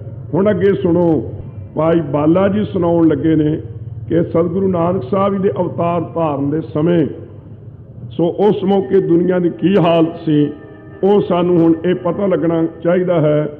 ਉਸ ਮੌਕੇ ਤੇ ਕਿਹੋ ਜਿਹਾ ਸਮਾਂ ਸੀ। ਕਲਯੁਗ ਪਾਏ ਅਕਾਲ ਪ੍ਰਜੋਰਾ। ਕਲਯੁਗ ਹਾਲੇ ਥੋੜਾ ਸਮਾਂ ਗੁਜ਼ਰਿਆ ਸੀ, ਬਹੁਤਾ ਸਮਾਂ ਨਹੀਂ ਸੀ ਇਸ ਦਾ ਆਇਆ। ਹਾਲੇ ਇਹਦੀ ਉਮਰ ਜਵਾਨੀ ਵਿੱਚ ਨਹੀਂ ਸੀ ਆਈ, ਪਰ ਇਹਨੇ ਬਿਨਾਂ ਹੀ ਸਮੇਂ ਤੋਂ ਬੜਾ ਭਾਰੀ ਜ਼ੋਰ ਸੰਸਾਰ ਦੇ ਵਿੱਚ ਆਪਣਾ ਪਾ ਲਿਆ। ਪ੍ਰਗਟ ਭਏ ਅਗ ਓਗ ਪਰਘੋਰਾ। ਉਹ ਕਿਹੋ ਜਿਹਾ ਅਸਰ ਹੋਇਆ, ਕਹਿੰਦੇ ਬੜੇ ਭਾਰੀ, ਪਰ ਵਿਸ਼ੇਸ਼ ਕਰਕੇ ਘੋਰ ਭਿਆਨਕ ਅਗ ਪਾਪ ਬਹੁਤੇ ਪ੍ਰਗਟ ਹੋ ਗਏ। ਸਭ ਥਾਵਾਂ ਤੇ ਲੋਕੀ ਪਾਪ ਹੀ ਪਾਪ ਕਰਨ ਲੱਗ ਪਏ। ਵਰਤਿਆ ਪਾਪ ਸਭ ਜਗ ਮਾਹੀ। ਸਾਰੀ ਦੁਨੀਆ ਦੇ ਵਿੱਚ ਪਾਪ ਪਰਪੱਕ ਹੋ ਗਏ। ਆਦ ਦੁਕਾਲ ਹੋਤ ਉਤਪਾਤਾ। ਬੜੇ ਭਾਰੀ ਉਪਦਰਵ ਹੋਣ ਲੱਗ ਪਏ। ਦੁਨੀਆ ਦੇ ਵਿੱਚ, ਸੰਸਾਰ ਦੇ ਵਿੱਚ ਕਾਲ ਪੈਣ ਲੱਗ ਪਿਆ। ਖੇਤੀ ਨਾ ਪੈਦਾ ਹੋਵੇ, ਲੋਕੀ ਭੁੱਖੇ ਮਰਨ ਲੱਗ ਪਏ। ਭਇਓ ਮਲੇਸ਼ ਰਾਜ ਬਖਿਆਤਾ। ਉਸ ਮੌਕੇ ਤੇ ਤੁਰਕਾਂ ਦਾ ਰਾਜ ਬੜਾ ਭਾਰੀ ਪ੍ਰਗਟ ਹੀ ਹੋ ਗਿਆ। ਪੰਥ ਮੁਹੰਮਦ ਬੜਤ ਅਪਾਰਾ। ਪਾਰਾਵਾਰ ਤੁਰਤ ਮੁਹੰਮਦ ਸਾਹਿਬ ਦਾ ਜਿਹੜਾ ਪੰਥ ਸੀ ਇਹ ਬੜਾ ਭਾਰੀ ਵੱਧ ਰਿਹਾ ਸੀ। ਕਲਮਲ ਮੈਂ ਮਤਹੀਨ ਵਿਚਾਰਾ। ਪਰ ਉਹ ਪਾਪ ਰੂਪ ਸੀ ਸਾਰਾ। ਮਤ ਤੋਂ ਹੀਣੇ ਸਨ ਉਹ ਰਾਜੇ, ਬੜੇ ਬੇਅਦਲੀ, ਬੜੇ ਨਿਆਈ ਕਰਦੇ, ਬੇਨਿਆਈ ਕਰਦੇ ਸਨ। ਸੋ ਕਾਜੀ ਹੋਏ ਰਿਸ਼ਵਤੀ ਵੱਡੀ ਲੈ ਕੇ ਹੱਕ ਗਵਾਈ। ਔਰ ਰਾਜੇ ਬੇਅਦਲੀ ਹੋ ਚੁੱਕੇ ਸਨ, ਅਦਲ ਨਿਆਂ ਨਹੀਂ ਸਨ ਕਰਦੇ। ਗੋ ਗਰੀਬ ਕੋ ਹਤ ਹੈ ਕੁਸਾਲੀ। ਗਊਆਂ ਨੂੰ ਮਾਰ ਮਾਰ ਕੇ ਖਾਂਦੇ ਸਨ, ਗਰੀਬਾਂ ਨੂੰ ਮਾਰਦੇ ਸਨ, ਬੜੇ ਖੋਟੇ ਤਰੀਕੇ ਨਾਲ ਅਨਿਆਂ ਕਰਦੇ ਸਨ। ਕਲ ਕੀ ਕਲ ਹੈ ਕੀਨ ਕੋ ਚਾਲੀ। ਇਹ ਕਲਯੁਗ ਦੇ ਕਾਲ ਸਮੇਂ ਦੇ ਵਿੱਚ ਇਹ ਖੋਟੀ ਚਾਲ ਰੀਤੀ ਮਰਿਆਦਾ ਉਸ ਮੌਕੇ ਤੇ ਚਲਾ ਦਿੱਤੀ ਸੀ। ਨਿਰਪਤ ਭਏ ਮਤ ਮੰਦ ਮਲੀਨਾ। ਰਾਜੇ ਜਿਹੜੇ ਸਨ ਉਹਨਾਂ ਦੇ ਅਧੀਨ ਰਹਿਣ ਵਾਲੇ ਉਹ ਮੰਦੀ ਮਤ ਵਾਲੇ, ਮੈਲੇ ਮਨ ਵਾਲੇ ਸਾਰੇ ਬਣ ਗਏ। ਜਾਨੀ ਸ਼ੁਭ ਕਰਮ ਖੋਸ ਕਿਸ ਲੀਨਾ। ਉਹਨਾਂ ਦਾ ਇਹੋ ਜਿਹਾ ਸੁਭਾਅ ਸੀ ਜਿਹਨੂੰ ਚੰਗੇ ਕਰਮ ਤਾਂ ਕਿਸੇ ਨੂੰ ਉਹਨਾਂ ਕੋਲੋਂ ਖੋਹ ਹੀ ਲੈਣ, ਚੰਗਾ ਕੰਮ ਉਹਨਾਂ ਦੇ ਪਾਸ ਕੋਈ ਰਹਿ ਹੀ ਨਹੀਂ ਸੀ ਗਿਆ। ਜਿਸ ਨੂੰ ਆਪ ਖੁਆਏ ਕਰਤਾ ਖੁਸ ਲਾਏ ਚੰਗਿਆਈ। ਜਿਹਨੂੰ ਖਰਾਬ ਖੁਆਰ ਕਰਨਾ ਹੋਵੇ ਨਾ, ਰੱਬ ਨੇ ਪਹਿਲਾਂ ਉਹਦੇ ਕੋਲ ਚੰਗਿਆਈ ਤੇ ਨੇਕੀ ਤੇ ਭਲਾਈ ਖੋਹ ਲੈਂਦਾ, ਔਗੁਣ ਤੇ ਪਾਪ ਉਹਨੂੰ ਦੇ ਦਿੰਦਾ ਹੈ। ਇਹੋ ਜਿਹੀ ਹਾਲਤ ਉਸ ਮੌਕੇ ਤੇ ਰਾਜਿਆਂ ਦੀ ਹੋ ਗਈ। ਮੰਤਰੀ ਲੋਲਪ ਬੇਸਿਆਗਾਮੀ। ਜਿਹੜੇ ਵਜ਼ੀਰ ਸਨ ਬੜੇ ਚੰਚਲ ਸੁਭਾਵਾਂ ਵਾਲੇ ਤੇ ਪਰਾਏ ਘਰਾਂ ਨੂੰ ਜਾ ਕੇ ਤੱਕਦੇ ਤੇ ਵੇਸਵਾ ਦੇ ਨਾਲ ਜਾ ਕੇ ਮੂੰਹ ਕਾਲੇ ਕਰਵਾਉਂਦੇ। ਦੁਰਾਚਾਰ ਕਰਹੀ ਮਨ ਬਾਮੀ। ਟੇਢੇ ਮਨ ਵਾਲੇ ਬੜੇ ਖੋਟਾ ਆਚਾਰ ਕਰਿਆ ਕਰਦੇ। ਦੋਹਰਾ ਦੁਰਮਤ ਦੁਸ਼ਟ ਦਰੋਦਰੀ। ਇੱਥੋਂ ਤੱਕ ਸੀ ਖਾਲਸਾ ਜੀ ਬੜੀ ਭਾਰੀ ਬੁਰੀ ਹਾਲਤ ਜਿਹੜੀ ਦੀਵਾਨ ਵਿੱਚ ਦੱਸਣ ਲੱਗਿਆ ਵੀ ਸ਼ਰਮ ਆਉਂਦੀ ਹੈ। ਜਦੋਂ ਕੋਈ ਹਿੰਦੂ ਵਿਆਹ ਕੇ ਲਿਆਉਂਦਾ ਸੀ ਤਾਂ ਨਵਾਬ ਸੂਬੇ ਉਹਨਾਂ ਦਾ ਹੁਕਮ ਸੀ ਕਿ ਪਹਿਲਾਂ ਹਿੰਦੂਆਂ ਦੇ ਘਰ ਵਾਲੀਆਂ ਜਿਹੜੀਆਂ ਨੇ 2 ਰਾਤਾਂ 2-4 ਦਿਨ ਸਾਡੇ ਘਰ ਪਹਿਲਾਂ ਰਹਿਣ ਤੇ ਫਿਰ ਉਹ ਆਪਣੇ ਘਰ ਦੇ ਵਿੱਚ ਆਪਣੀਆਂ ਇਸਤਰੀਆਂ ਨੂੰ ਲਿਜਾ ਸਕਦੇ ਸਨ। ਐਡਾ ਵੱਡਾ ਭਾਰੀ ਦੁਰਾਚਾਰ ਤੇ ਕੁਕਰਮ ਹੋ ਰਿਹਾ ਸੀ ਉਸ ਮੌਕੇ ਤੇ। ਦੁਕ੍ਰਿਤ ਦੁਖਤ ਕਲੇਸ਼। ਇਸ ਪ੍ਰਕਾਰ ਦੁਰਮਤ ਖੋਟੀ ਮਤ ਸੀ, ਸਾਰਿਆਂ ਦੀ ਬਣ ਚੁੱਕੀ ਸੀ। ਦੁਰਮਤ ਕੀ ਉਹਨਾਂ ਦਾ ਨਾਮ ਹੈ, ਦੁਰਮਤ ਮਰ ਜੋ ਪੀਵ ਤੇ ਬਿਖਲੀਪਤ ਕਮਲੀ। ਜਿਹੜੇ ਸ਼ਰਾਬ ਪੀਂਦੇ ਨੇ ਤੇ ਵਿਸ਼ਿਆਂ ਵਿੱਚ ਲਿਬੜੀ ਹੋਈ ਜਿਨ੍ਹਾਂ ਦੀ ਖੋਟੀ ਮਤ ਉਹਨੂੰ ਦੁਰਮਤੀਏ ਸਤਿਗੁਰੂ ਜੀ ਨੇ ਕਿਹਾ ਹੈ। ਇਹ ਦੁਰਮਤੀਏ ਸਨ, ਖੋਟੀ ਮਤ ਵਾਲੇ ਦੁਸ਼ਟ ਸਨ, ਬੜੇ ਭਾਰੀ ਦਰੋਦਰੀ। ਉਹ ਜੂਆ ਖੇਲਦੇ ਸਨ, ਇਸੇ ਪ੍ਰਕਾਰ ਜਾਂ ਵਕੀਲੀ ਪਾਪ ਕਰਦੇ ਸਨ ਜਾਂ ਘਰਾਂ ਘਰਾਂ ਦੇ ਵਿੱਚ ਕੁਰੀਤੀਆਂ ਬਦਫੈਲੀਆਂ ਕਰਨ ਵਾਸਤੇ ਜਾਂਦੇ ਸਨ। ਦੁਕ੍ਰਿਤ ਦੁਖਤ ਕਲੇਸ਼। ਖੋਟੀ ਕਿਰਤ ਪਾਪਾਂ ਵਾਲੀ ਕਿਰਤ ਕਰਦੇ, ਦੁਖਾਉਂਦੇ ਦੂਸਰਿਆਂ ਦਾ ਚਿੱਤ, ਬੜਾ ਕਲੇਸ਼ ਦਿੰਦੇ। ਖੂਨ ਸਿੰਘ ਕਾ ਸਰਸ ਸੋ ਇਸ ਪ੍ਰਕਾਰ ਇਹ ਸਾਰੇ ਜਿਹੜੇ ਸਨ ਤੁਰਕ, ਇਉਂ ਜਿਵੇਂ ਸਿੰਘ ਕਾ ਰਾਖਸ਼ਨੀ ਹੋਈ ਹੈ ਨਾ, ਉਹਦਾ ਪੁੱਤਰ ਜਿਹੜਾ ਹੋਇਆ ਇਹ ਚੰਬੜਨ ਵਾਲਾ ਆਪਣੇ ਨੂੰ ਚੰਦਰਮਾ ਨੂੰ ਰਾਹੂ ਤੇ ਕੇਤੂ ਜੀ ਨੂੰ ਕਹਿੰਦੇ ਨੇ। ਸੋ ਇਹ ਇੱਕੋ ਹੀ ਇੱਕ ਦੈਂਤ ਸੀ। ਜਦੋਂ 14 ਰਤਨ ਕੱਢੇ ਨੇ ਸਮੁੰਦਰ ਦੇ ਵਿੱਚੋਂ, ਉਸ ਮੌਕੇ ਤੇ ਵੰਡਣ ਲੱਗਿਆ ਝਗੜਾ ਪੈ ਗਿਆ ਸੀ। ਦੈਂਤ ਕਹਿੰਦੇ ਅਸੀਂ ਚੰਗੀਆਂ ਚੀਜ਼ਾਂ ਲੈਣੀਆਂ, ਦੇਵਤੇ ਕਹਿੰਦੇ ਅਸੀਂ ਲੈਣੀਆਂ। ਵਿਸ਼ਨੂੰ ਭਗਵਾਨ ਮੋਹਣੀ ਅਵਤਾਰ ਧਾਰ ਕੇ ਤੇ ਉਸ ਮੌਕੇ ਤੇ ਇੱਕ ਭਾਂਡਾ ਲੈ ਲਿਆ, ਪਰ ਉਹਦੇ 'ਚ 2 ਖਾਨੇ ਬਣਾ ਲਏ। ਅੰਮ੍ਰਿਤ ਤਾਂ ਪਿਆਈ ਗਿਆ ਦੇਵਤਿਆਂ ਨੂੰ ਤੇ ਸ਼ਰਾਬ ਪਿਆਈ ਗਿਆ ਦੈਂਤਾਂ ਨੂੰ। ਇੱਕ ਦੈਂਤ ਭੱਜ ਕੇ ਦੇਵਤਿਆਂ ਦੀ ਕਤਾਰ ਵਿੱਚ ਕਹਿੰਦੇ ਬਹਿ ਗਿਆ, ਉਹਨੇ ਅੰਮ੍ਰਿਤ ਪੀ ਲਿਆ। ਅੰਮ੍ਰਿਤ ਪੀ ਕੇ ਅਮਰ ਹੋ ਜਾਣਾ ਸੀ ਤੇ ਦੇਵਤਿਆਂ ਨੇ ਸ਼ਿਕਾਇਤ ਕੀਤੀ ਦੈਂਤ ਸਾਡੇ ਵਿੱਚ ਆ ਬੈਠਾ ਹੈ। ਫਿਰ ਕਹਿੰਦੇ ਤਰਸੂਲ ਮਾਰ ਕੇ ਵੜ ਦਿੱਤਾ, ਉਹਦੇ ਹੋ ਗਏ 2 ਟੁੱਟੇ। ਇੱਕ ਬਣ ਗਿਆ ਕਹਿੰਦੇ ਰਾਹੂ ਤੇ ਦੂਜਾ ਬਣ ਗਿਆ ਕੇਤੂ। ਰਾਹੂ ਜਿਹੜਾ ਉਹ ਸੂਰਜ ਨੂੰ ਚੰਬੜਦਾ ਤੇ ਕੇਤੂ ਜਿਹੜਾ ਉਹ ਚੰਦਰਮਾ ਨੂੰ ਚੰਬੜਦਾ ਹੈ। ਇਹ ਸੋ ਪੁਰਾਣਕ ਕਥਾ ਹੈ, ਰਹੋ ਵਿਚਾਰ। ਸੋ ਖਾਲਸਾ ਜੀ ਇਸ ਪ੍ਰਕਾਰ ਇਹ ਤਾਂ ਸਿੰਘ ਕਾ ਰਾਖਸ਼ਨੀ ਦੇ ਪੁੱਤਰ ਵਰਗਾ ਹੋ ਗਏ ਜਿਹੜੇ ਇਹ ਖੋਟੀ ਮਤ ਸੀ। ਧਰਮ ਭਇਓ ਰਾਕੇਸ਼। ਧਰਮ ਪੂਰਨਮਾਸ਼ੀ ਦੇ ਚੰਦਰਮਾ ਦੀ ਨਿਆਈ ਹੋ ਗਿਆ ਤੇ ਖੋਟੇ ਪਾਪ ਤੇ ਜਿਹੜੀ ਖੋਟੀ ਅਕਲ ਮਤ ਸੀ ਇਹ ਸਾਰੀ ਗ੍ਰਹਿਣ ਦੀ ਨਿਆਈ ਹੋ ਕੇ ਧਰਮ ਨੂੰ ਲੱਗ ਗਈ, ਧਰਮ ਨੂੰ ਭ੍ਰਿਸ਼ਟ ਕਰ ਦਿੱਤਾ। ਜੋ ਪਈ ਨਿਰਪਤ ਪੁਕਾਰ ਨਾ ਸੁਣ ਹੈ ਕਾਈ। ਜੇ ਕੋਈ ਜਾ ਕੇ ਪੁਕਾਰ ਫਰਿਆਦ ਕਰਦਾ ਤਾਂ ਰਾਜੇ ਸੁਣਦੇ ਹੀ ਨਹੀਂ ਸਨ। ਕਾਜੀ ਰਿਸ਼ਵਤ ਬਸ ਅਧਿਕਾਈ। ਕਾਜੀ ਉਸ ਮੌਕੇ ਤੇ ਮੈਜਿਸਟ੍ਰੇਟਾਂ ਦਾ ਕੰਮ ਕਰਦੇ ਸਨ। ਸੋ ਅਦਾਲਤੀ ਸਨ, ਜੱਜ ਸਨ, ਨਿਆਂ ਕਰਿਆ ਕਰਦੇ ਸਨ। ਪਰ ਉਹ ਕਾਜੀ ਹੋਏ ਰਿਸ਼ਵਤੀ ਵੱਡੀ ਲੈ ਕੇ ਹੱਕ ਗਵਾਈ। ਉਹ ਵੱਡੀ ਲੈ ਕੇ ਕਿਸੇ ਦਾ ਹੱਕ ਗਵਾ ਕੇ ਦੂਜੇ ਦੇ ਹੱਕ ਵਿੱਚ ਕਰਦਿਆ ਕਰਦੇ। ਕੱਲ ਹੋਈ ਕੁੱਤੇ ਮੂੰਹੀ, ਖਾਜ ਹੋਆ ਮੁਰਦਾਰ ਗੁਸਾਈ। ਰਾਜੇ ਪਾਪ ਕਮਾਉਂਦੇ ਉਲਟੀ ਵਾੜ ਖੇਤ ਕੋ ਖਾਈ। ਕਾਜੀ ਹੋਏ ਰਿਸ਼ਵਤੀ ਵੱਡੀ ਲੈ ਕੇ ਹੱਕ ਗਵਾਈ। ਚੇਲੇ ਬੈਠਣ ਘਰਾਂ ਵਿੱਚ ਗੁਰੂ ਉਠ ਕਰੀਂ ਤੇ ਨਾੜੇ ਜਾਈ। ਇਸਤਰੀ ਪੁਰਖੈ ਦਾਮ ਹਿਤ ਭਾਵੇਂ ਆਏ ਕਿ ਥਾਉ ਜਾਈ। ਪਰਜਾ ਅੰਧੀ ਗਿਆਨ ਬਿਨ ਕੂੜ ਕੋ ਸਤ ਮੁਖੋਂ ਆਲਾਈ। ਵਰਤਿਆ ਪਾਪ ਸਭ ਜਗ ਮਾਹੀ। ਉਸ ਮੌਕੇ ਦੀ ਹਾਲਤ ਭਾਈ ਗੁਰਦਾਸ ਸਾਹਿਬ ਜੀ ਨੇ ਆਪਣੀਆਂ ਵਾਰਾਂ ਵਿੱਚ ਇਉਂ ਫਰਮਾਈ ਹੈ, ਝੂਠੇ ਕੋ ਸਾਚਾ ਕਰ ਦੇਈ, ਉਹ ਵੱਡੀ ਲੈ ਕਰਕੇ ਝੂਠੇ ਨੂੰ ਸੱਚਾ ਕਰ ਦਿਆ ਕਰਦੇ। ਸਤ ਨਿਆਉ ਕੋ ਨਾਉ ਨਾ ਲਈ, ਸੱਚਾ ਨਿਆਂ ਕਰਨ ਦਾ ਤਾਂ ਨਾਂ ਹੀ ਨਾ ਲੈਂਦੇ।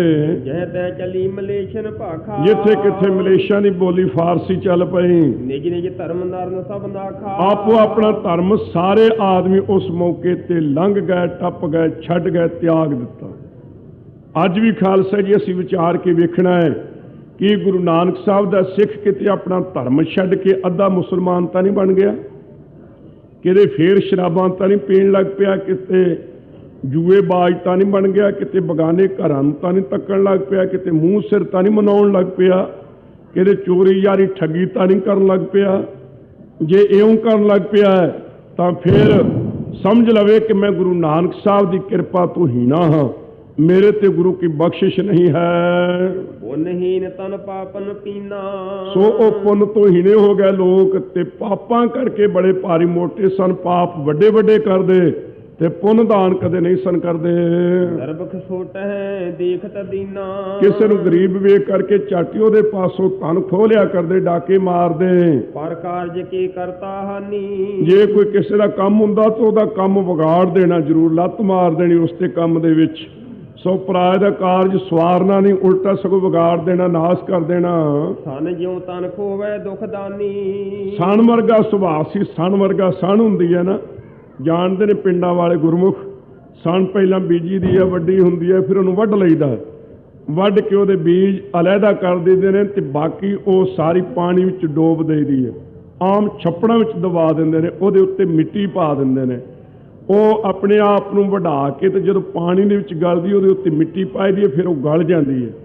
ਫਿਰ ਵੇਖਦੇ ਨੇ 10-15 ਦਿਨ ਤੋਂ ਬਾਅਦ ਚੰਗੀ ਤਰ੍ਹਾਂ ਜਦੋਂ ਗਲ ਗਈ ਹੈ ਬਾਹਰ ਕੱਢਦੇ ਨੇ, ਬਾਹਰ ਕੱਢ ਕੇ ਤੇ ਉਹਨੂੰ ਸੁਕਾਉਂਦੇ ਨੇ, ਸੁਕਾ ਕੇ ਫਿਰ ਉਹਦੀ ਛਿੱਲ ਲਾਉਂਦੇ ਨੇ, ਭਾਵ ਉਹਦੇ ਉੱਪਰੋਂ ਸਣ ਲਾਉਂਦੇ ਨੇ, ਲਾ ਕੇ ਸਣ ਤੇ ਫਿਰ ਉਹਦਾ ਰੱਸਾ ਵੱਟਦੇ ਨੇ।